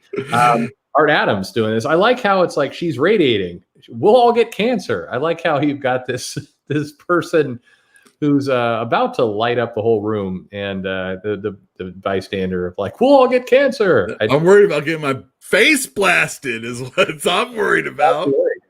Yeah, I was it? I don't think was Iron Man suit adamantium at one point. I didn't think so. I thought that this was a space one, but I can't remember. I was never so what like some art back in those days. We had this friend named George, and he liked all what we considered the lame characters. So he liked Hawkeye and Iron Man and Green Arrow. You know, guys that had like gadgets and stuff like that. Well, and Quasar. Oh yeah, well you Quasar. Yeah. How about are you? So they're asking you, have you read John Byrne's fan fiction he's doing, the X-Men Twin? So I downloaded some of the pages because they're there, or I screenshotted them, but I haven't read them because I really hate reading off computer. And I know there's a guy that's out there making them, so I really have to reach out. But like I was saying earlier, as a comic store owner, it would just be really nice if I could just order it from Diamond or Marvel or whoever, because it'd be much easier and I wouldn't have to deal with it. Well, I mean, shouldn't Marvel just like hold their nose and go there and be like, all right, here's a check and we're gonna print this comic? I haven't realized how much I miss John Byrne until I hadn't seen him for so long. And even his stuff that was tired in the 90s, I mean tired. Is so refreshing compared to what I read these days. And it's probably just me being old, but that's how I feel about John Byrne now. I mean, I'm like those Jack Kirby, or they called him the Fourth World, John Byrne's Fourth World or Jack Kirby's Fourth World. I poo-pooed them at the time. But now I want to read them all. His stuff, I mean, the pages, I have downloaded everything and looked at it, and it's great. I mean, he's detailed. The series is good. I like, just get it done. And keep in mind, Byrne is a dick. I mean, Byrne's one of the guys who did not show up after I paid him to do an appearance. So I mean, I don't have fond feelings for Byrne the human being, but his work is awesome. Just pay him his check and print and get your money. What are you doing? I've never known him. I've never heard ever, and this is before the internet. Yeah, you go to a store, you go to another store, you go to someone that has gone to conventions, and I've never not heard of Byrne not being a dick. I mean, he won't draw Wolverine for you. That's the only thing every single kid wanted him to draw, and he wouldn't draw it. No, Byrne is unquestionably an ass, and it's funny because you can go onto YouTube and there's clips. I used one of those for the Death of Superman retrospective I did with Joe, where they asked John Byrne about the death of Superman. He's like, "Well, I already killed him and brought him back to life in the same issue, you assholes." And it's like, wow. I mean, he is a super dick of a human being. But for God's sake, just pay him some money and get the physical copy out. What are you doing? We're in a Joe Bennett situation when it comes to John Byrne. Just put this out. And you know what? While you're at it, do the hidden years. Not great, but just do it. Sure. I don't. I mean, it's money you're not to. Just get the money and stop being weird about it. Did just people not know who he is over at Marvel except for like Brevoort? And he's like, no one's going to know about who John Byrne is. He's hated. Like you talk, like a lot of the up and coming creators today, like spend an inordinate amount of time bashing Byrne on Twitter. And it's like, well, number one, he's not coming around to take anybody's job. So what are you doing? And two, like, what are you doing? Just what are you doing? I don't get it. Anyway. I don't understand. How about DC over here? How about this? Death, the high cost of living. Or no, this is the time of your life. What am I saying? All right. These are a little bit different times, right? Yeah. Well, yes, of course. Oh, yeah. We got all sorts. All right. I'll tell you what. DC Comics Presents is fine. Sure. Justice League is fine. Wonder Woman is better now than it was then. So get those while you can, because they're going to be more expensive later on, especially in higher condition. Who cares about Eric? He's probably one of the guys I would have liked if I read it, you know. I liked Moon Knight instead, you know. So like we all have our foibles. Yes. You know, personally, Kazar, the greatest, you know, that's probably like C at best. Yeah. But and the guy comes in my store, but Brent Anderson, great illustrator. That's kind of like what an Eric would be. But the thing about DC is back then that would be probably they sneeze 25 issues of that. Oh yeah. You know, no problem. These days at DC or maybe Marvel, that's 8, 9 issues. 2. By the way, this was a maxi series. Yeah, it would get 2 issues out, and then it would be. Marvel likes to drop comics and then immediately run away from them before they start seeing print. So, yeah, it's totally true. I was asked about Carol Danvers relaunches. I don't really care. Carol Danvers was my least favorite person that was ever in the X-Men, and that was like one of the only things I was reading at the time that was Marvel. Yeah, Flash Gordon for sure. Oh yeah. How about? Yes, I do believe this is Batman. Lex was president. I think he was president during then. I think so. I poo-pooed that at the time, but they actually won me over. It was ridiculous, and it's really hard to come back from. But even these Jeff Loeb books were really fun. Yeah. No, this is not a bad time. I mean, DK2 is kind of. Well, DK2 is funny because I remember people were so excited about it, and you get the comic in, and it's chopped closed. I remember opening this one up, and I'm like, oh, I gotta read this, and I was really excited. I'm like, oh, I'm gonna make all the money tomorrow, and I'm reading. I'm like, oh crap. I remember when it came out. I always make fun that like this is why Lynn Varley and Frank Miller aren't hanging out with each other anymore. Yeah. Because she colored this all digital, and he was like, "You're out of here, baby." I don't think it's as bad. I mean, certainly this wasn't the kind of head explosion stuff that we get out of All-Star Batman, but still, I remember thinking that night, like, this is not what people want. But no, you know what though? I'll say this: it's DK2, but really what it is it's Justice League 1. You know, I agree. Yeah. And if you look at it that way, especially the Atom, you find out he's like fighting these dinosaurs, but he's doing it in a petri dish. That's pretty sweet stuff. Yeah. If I remember correctly. Who would you put on it? Who would you do if you were going to reboot Marvel Knights or that kind of thing? Who would you put on there? I'm thinking Chris Claremont in there, and John Byrne, and you get Paul Smith and Mark Silvestri. I don't know. Marvel Knights, really? I'm joking.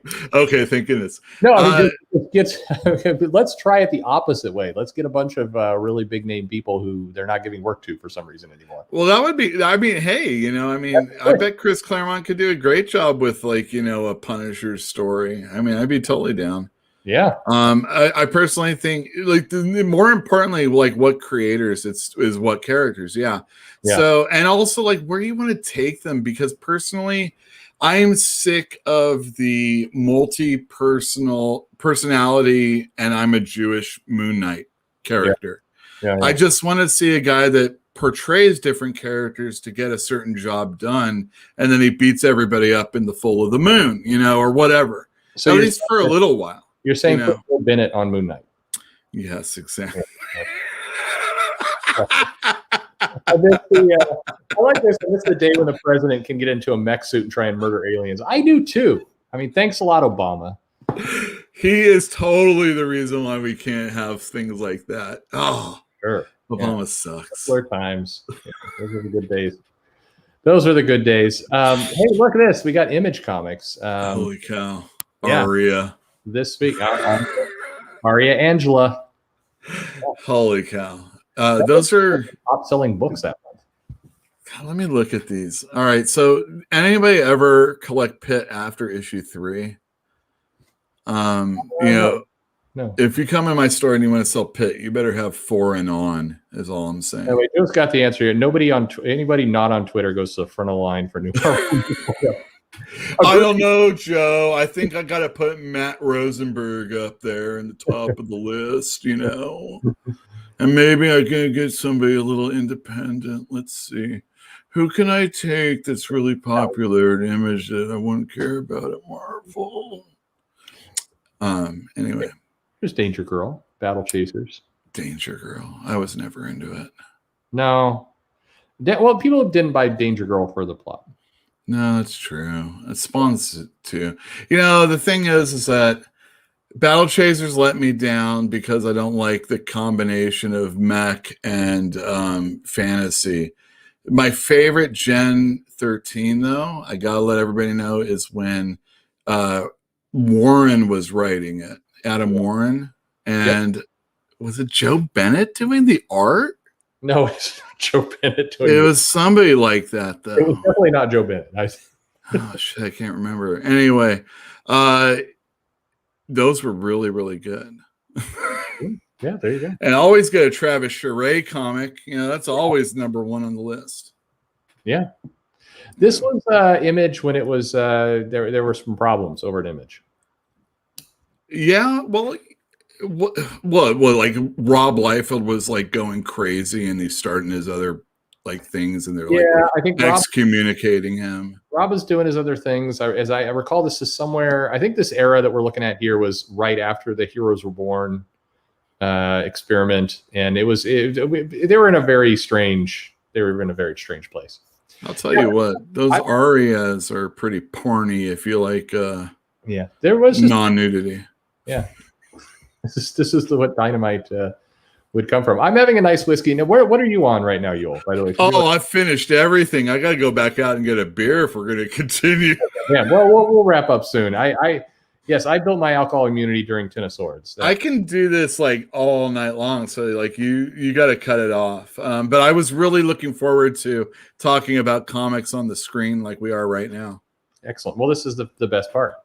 Okay, here. There's your. Oh my God, that Moon Knight's the best. Yes, there you go. Dazzler too. That's still John Romita Jr.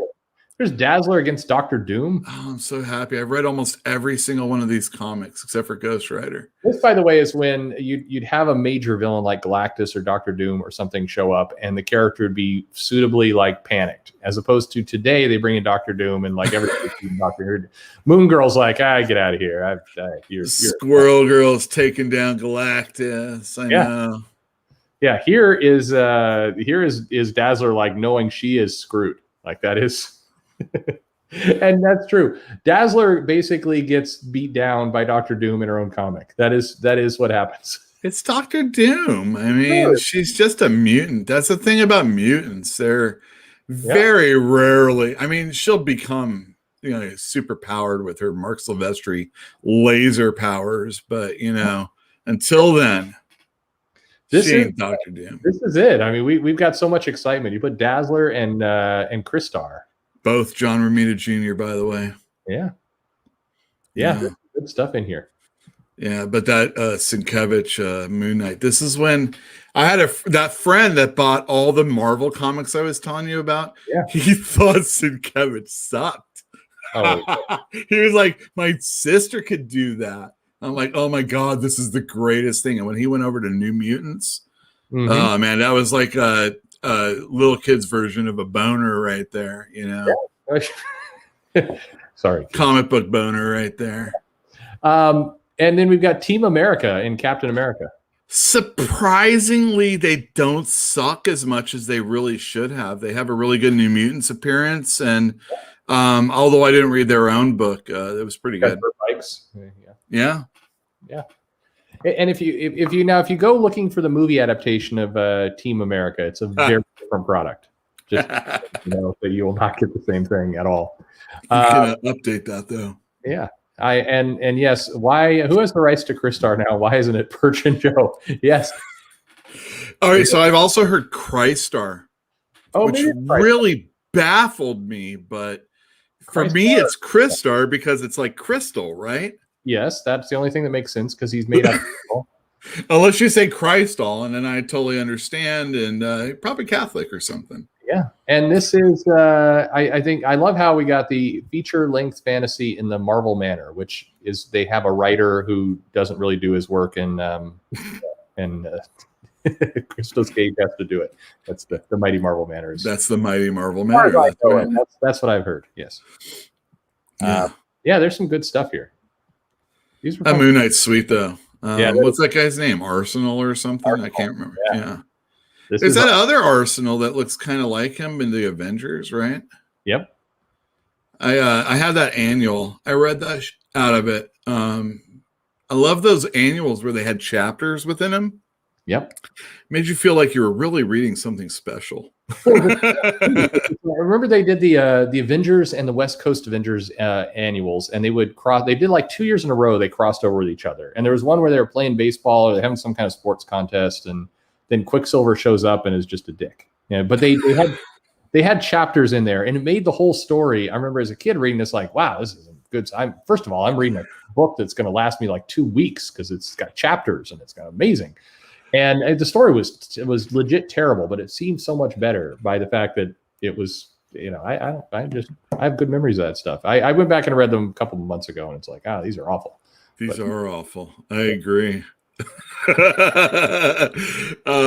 Did you was there ever anything like that was so late that you just never finished it, or you were soured on it by the end of it? I could think of like, Dark Knight Returns was pretty late, but it getting close to being there for me. Which one? The Ultimates. Ooh, yeah, that was pretty late, wasn't it? Doomsday Clock, I think, definitely had that feel more recently. But there's got to be some other stuff. I mean, I'm still anxiously awaiting Battle Chasers. That's that comic. I don't know. A lot of the Image stuff had that feel to it. I mean, like any kind of momentum that Wildcats or some of these books had, like, it's like, well, it's been 5 months now. I have no idea when things are coming. So Deathmate or Deathmatch, whatever that was called, Blow, right? Death. The one with the Valiant tie-in. Remember that? Yep. Valiant gets theirs out, and it's like, who cares? And then Image does it forever, and then who cares? Yep. I'd love to. Somebody say I should interview Christos Gage. I definitely need to. I would. It would be so hard though. I would be the entire time. I'd have to be restraining myself, wanting to make jokes about him writing other people's books. And is this the part in Dan Slott's story that I actually liked when you did it? I'd be going back to another part. Is this the part where you wrote that I actually liked?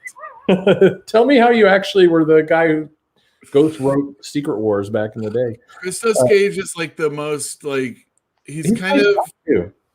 Pardon me? He's a really nice guy too. I bet he is. I mean, it's just like, as far as how he's marketed, he's just, it washes over, and at best he's like, runner up for like Dan Slott, and not everybody loves Dan Slott.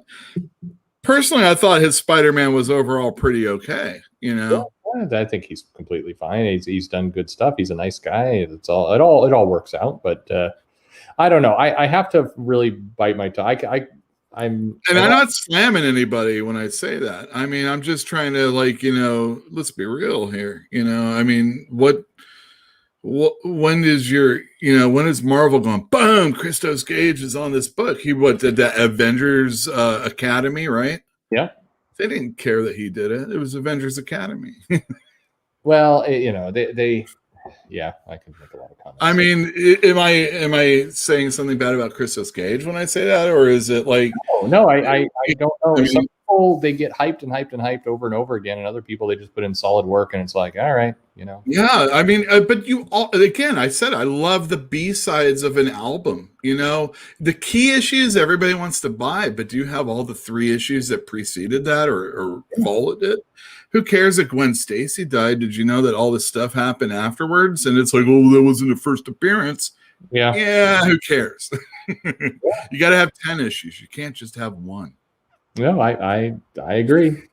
I don't know. It's how about this is more recent stuff. You've got Neil Gaiman and Andy Kubert doing Batman. All right, I'll tell you. I didn't read it, but I got it. Yeah. Am I bad for that? You got that, the internet's favorite Heroes in Crisis right there. I'm going to go with the internet. It sucked. You look good, though. It did look good. Yeah, Clayman does. It looked really good. Clayman, man, he was blowing it out of the water when he was doing all those rogue issues on X-Men. I mean, she was looking sexy. Mm-hmm. X-Men Legacy. Get those. Well, and he did the that weird little what was it, Age of X storyline that was also quite nice. But Jesus Christ, Age of X! I blow that out of my head. Not Age of X Man, the one where Legion. I think Legion was involved. What the hell was the name of that? Clayman, come on, chat, help me out. Yeah, come on, chat. Come on, chat. Yeah, help me with my memory that I've diluted with. Look at that Green Lantern rebirth for all those people out there. Yeah, there's that. That was really good, though. It actually made sense, or at least tried to, of all that shit that happened all the way back before that shit got shoved in the refrigerator. Yep. I remember, I've said this before, old timers hated Kyle Rayner. They hated the whole Hal Jordan bit. They were pissed. Oh, yeah, they were. Yeah. So there you go. That was pre-internet toxic fandom. Wow. I'm sure it was on AOL. Yeah, people are putting in that disc, but it's harder to get a good steam of rage up when you have to put in the AOL disc and you've got your name over there like you can log in and say "fuck you," writer. You didn't know that tone of the modem booting up actually sends a subconscious signal to your brain so that you're not a dick on the internet. That's true. AOL was technically saving all of us. They got rid of it. That's right. Look what's happened now. That's right. It's terrible. All right, I'm going to tell you about Forever Evil is when the bad guys come to our Earth and they take over, right? That's the crime syndicate comes to our Earth, and the criminals on our Earth, have to band together to fight off the crime syndicate, led by Lex Luthor. Yeah. I remember in my store, I was like, oh, this is the kind of stuff that you could never do in the old, DC. I call it the old 52, the old DC universe. You can never do something like that. And when Eric Stevenson was in the store, president or whatever he is of Image, he's all, or ever want to do. He wasn't down with it, but I thought it was pretty good. I like Forever Evil. I would love to. So this is what I always think should happen. I don't know if this would be something that work for comics or not, but when a creator's coming to pitch a story, and like, so picture for a moment, Tom King's pitching Heroes in Crisis. Yeah. He's like, here's what we're going to do. Wally West is going to murder everybody. Spoilers. And then it's going to dive into kind of the psychological trauma of him and everything else. And this is what it's going to do. I always feel like there's a question that should be asked back to the writer along the lines of, so what happens next? Or, okay, you've pitched me a story. Where does it go from here? Or what? How does this help? How does this build? What can other people do with it? Like, where as a company, you're using some of our IP. Where do we go from here? That sounds like a very clinical. You got to ask it in a more fun way. Maybe everybody's high when this conversation's taking place. I don't know. I'm joking. Everybody's got pants on.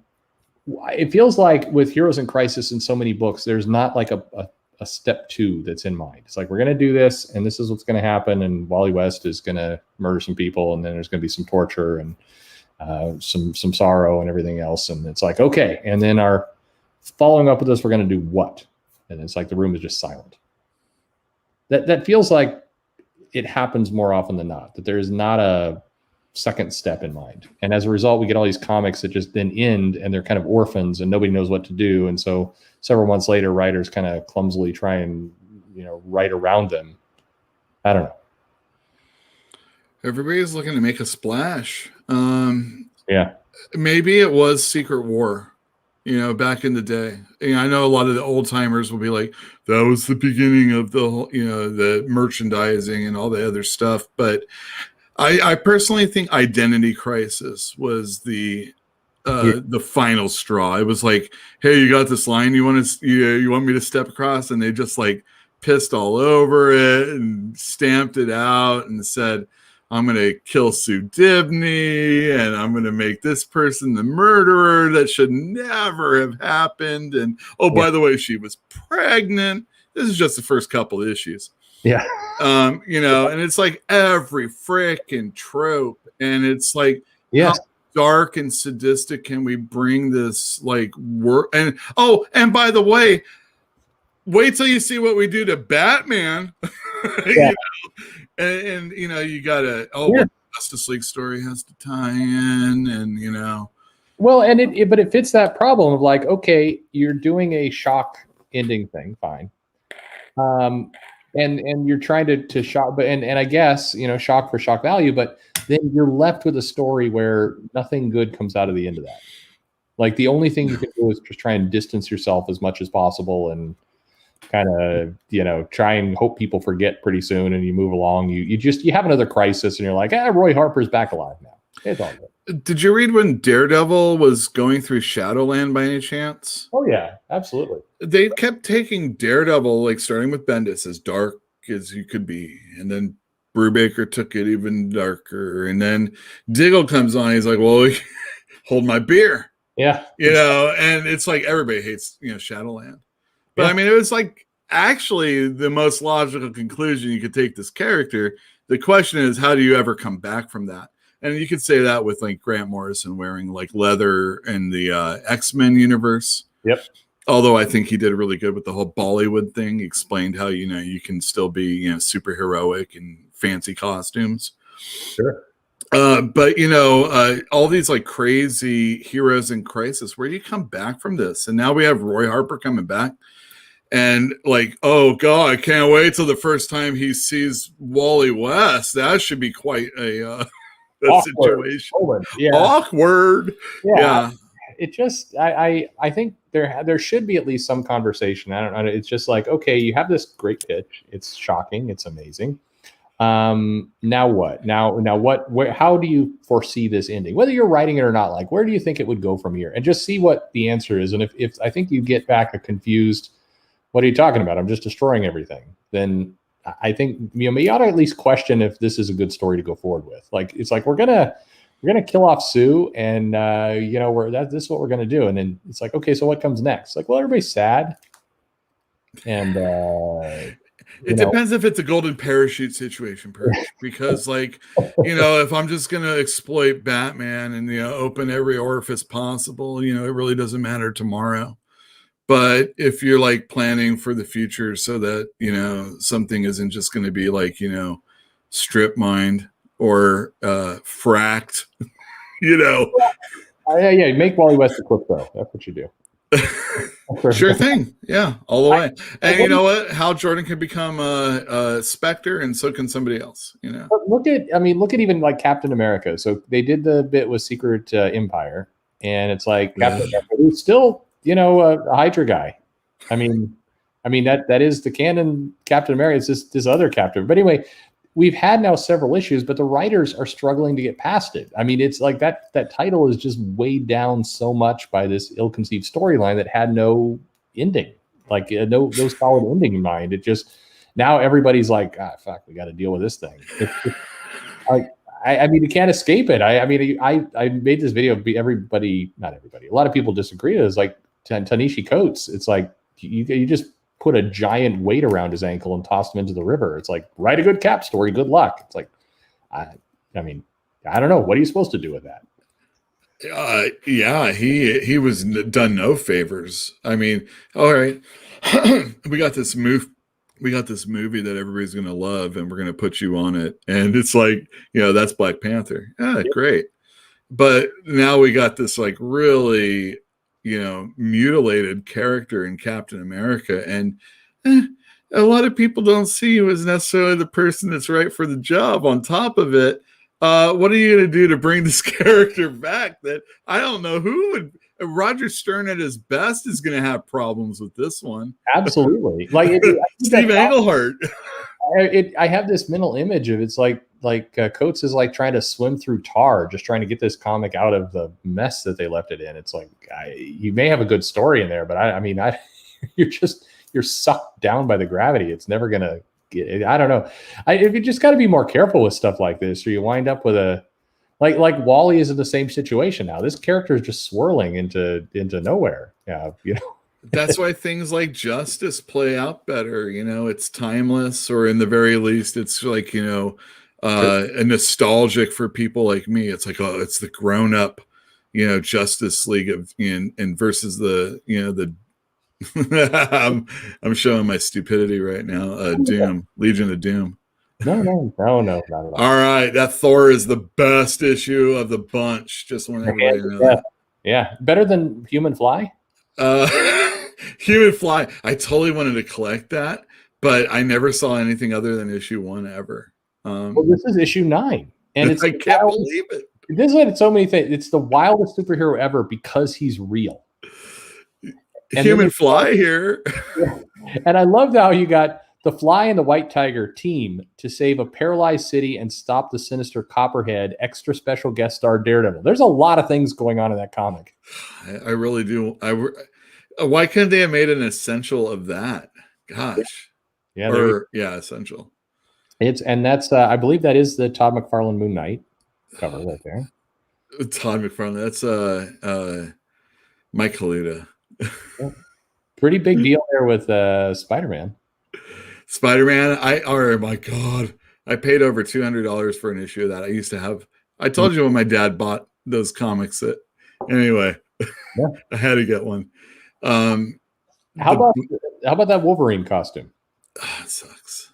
This was when Wolverine lost his healing factor, and this is again another case of, you know, Marvel was busy trying to bury the X-Men because Fox had the rights to them, so they were very actively trying to destroy this franchise, and I mean, even with all the Hawks Pox stuff, it seems like they're still climbing out of that a little bit. They still put Ryan Stegman on it and went to second print, so no, that's true. They like making money at least. it sold. I mean, they were trying to kill it, but they eventually, like, you know, the perfect way to kill this comic off and hurt Fox is just kill the character completely and stop the comic.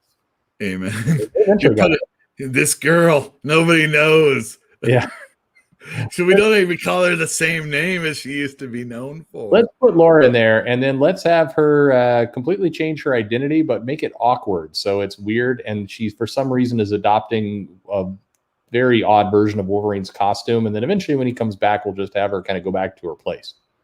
I had somebody, when I worked at Comic Relief in Berkeley, this woman gave me Laura and Logan fan fiction. And I didn't know what I was reading until I read it. And I was like, holy cow. Yeah. It's all about father-daughter situations. Nothing creepy. Nothing creepy. How do you like old Nomad here? It's like, I failed you, Cap. And Cap's coming over like, God damn it. He screwed up again. Dude, when Nomad dies. Cap's pissed. When Nomad dies, that's the best thing that ever happened to him. Oh no! Take that, Brubaker. That's like such a trope. So like, all right, I'm a big writer, and you know I'm gonna come on in. I'm gonna make a splash in the Captain America universe. So what am I gonna do? I'm gonna kill like some like I'll kill Demolition. What's that guy's name? Demolition dude or whatever, the stinky guy. Yeah, D-Man. Yeah. D-Man. I'll kill D-Man. Yeah. Who cares? Take that, Nomad. I thought Laura. So it's interesting. He likes all new Wolverine. I thought this is a classic case of the character Laura had some momentum behind it. I think by putting her in the Wolverine mantle and the costume and everything else, they actually did it. They sent her backwards, not forward. I liked Volume 1. I didn't like Volume 2. I think I got that right. Yeah, I don't know why it felt different. Sexual. I don't. Well, because I don't think it was, but it might have been. People are always just super horny. That Amazing Spider-Man issue right there, where Spider-Man meets Obama, I sold I'm in the Seattle area. I sold a ludicrous amount of that comic. Oh yeah, all the time. 5th printing. Give me another one, please. Exactly. There's so many people who get angry about this comic on Twitter. I'm like, this comic paid multiple months worth of rent. Yeah, it was really good.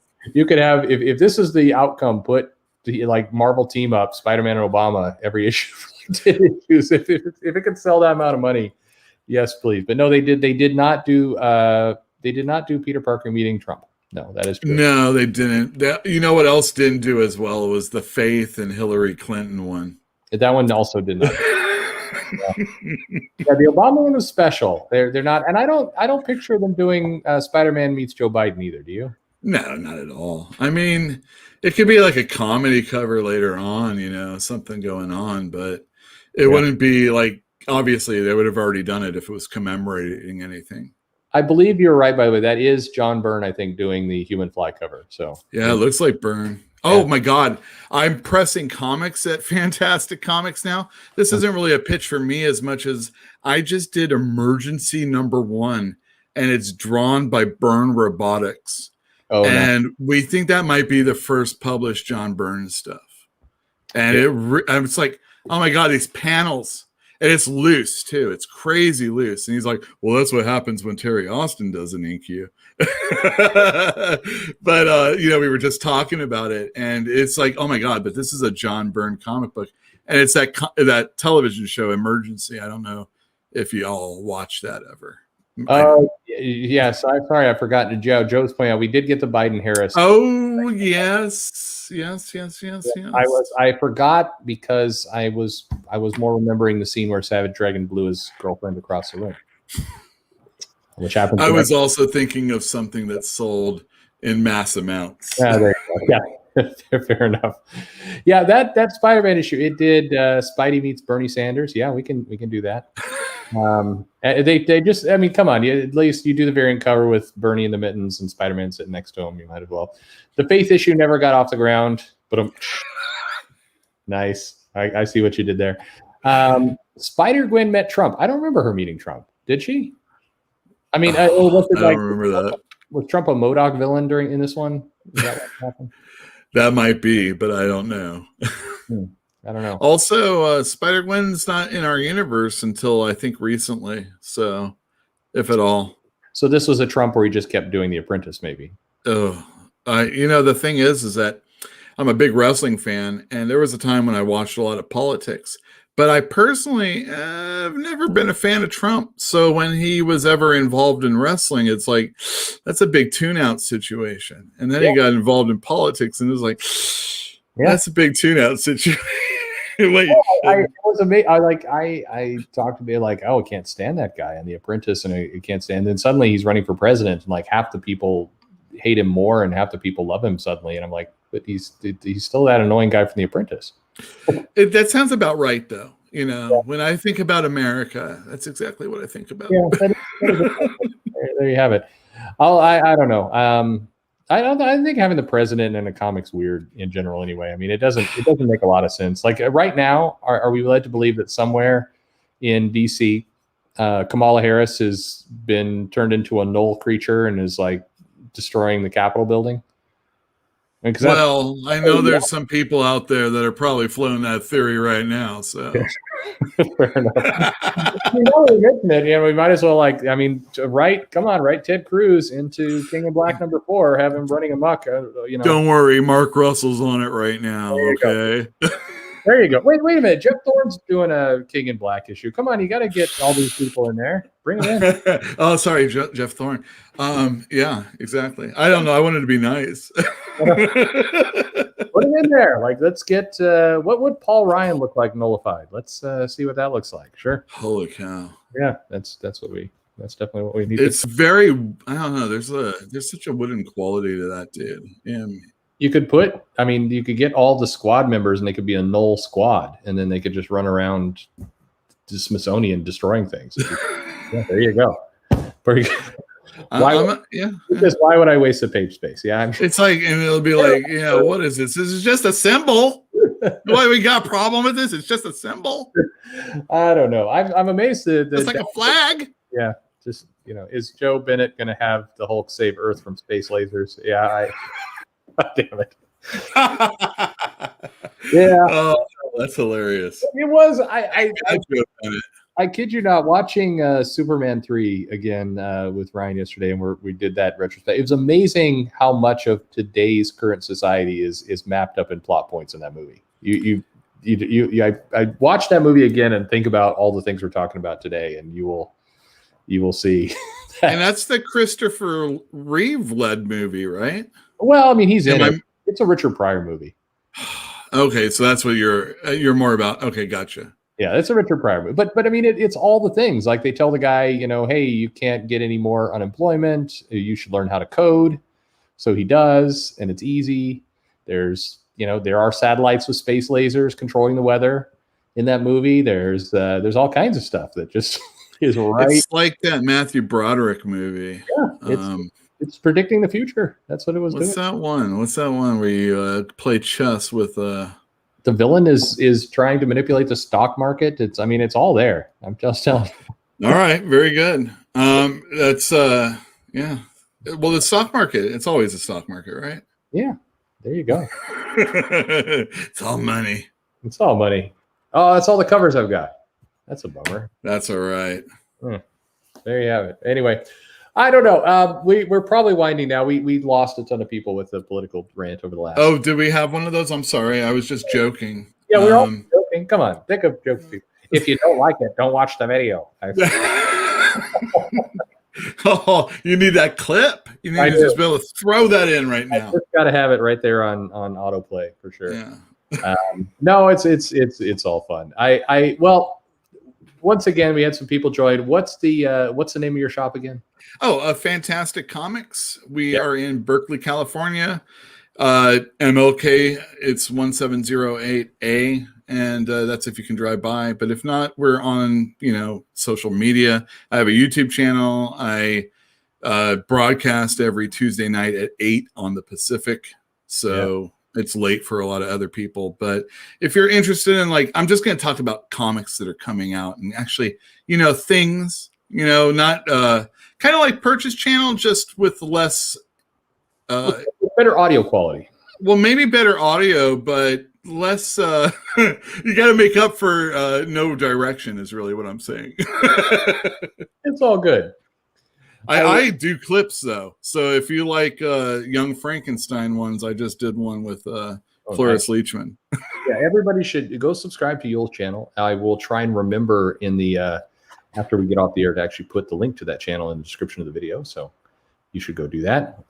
And it is Yule, thank you very much for hanging with me tonight, and thanks for indulging me. I really appreciate it. It's fun. No, we got to do more of this. I love it. This has been a good Friday night. I hope everybody's had a good Friday night. I've drank way too much. Yule, you're doing okay? I'm doing okay. I got a little bit more to go, but that's for dinner. Fair enough. All right. Well, thank you, everybody. And what's going on? I think a bunch of stuff. Next week's going to be a fun week. We'll continue to put stuff. You have something tomorrow, right? In the morning? Every day there's crap. Yeah, but what was it you're doing tomorrow morning, just to make sure? I don't have something tomorrow morning, but there is Thinking Critical is doing his Saturday morning stream. You should check that out, obviously. And then I do have what I think will be a really awesome retrospective with Joe and a special guest about a OG Vertigo series. So. All right. So in the afternoon. Well, that will take. We won't be live, so we'll record it. And we'll put a premiere video, if you will. It'll be a few days later, but you'll love it. So, All right. Well, thank you, everybody. If you love the whole thing, you can upvote. Although I don't know what that does. If you upvote, I hear that Google sends you money. So you should do that. That's what I think they do. Anyway, thanks everybody, and have a great weekend. And we'll talk to you soon.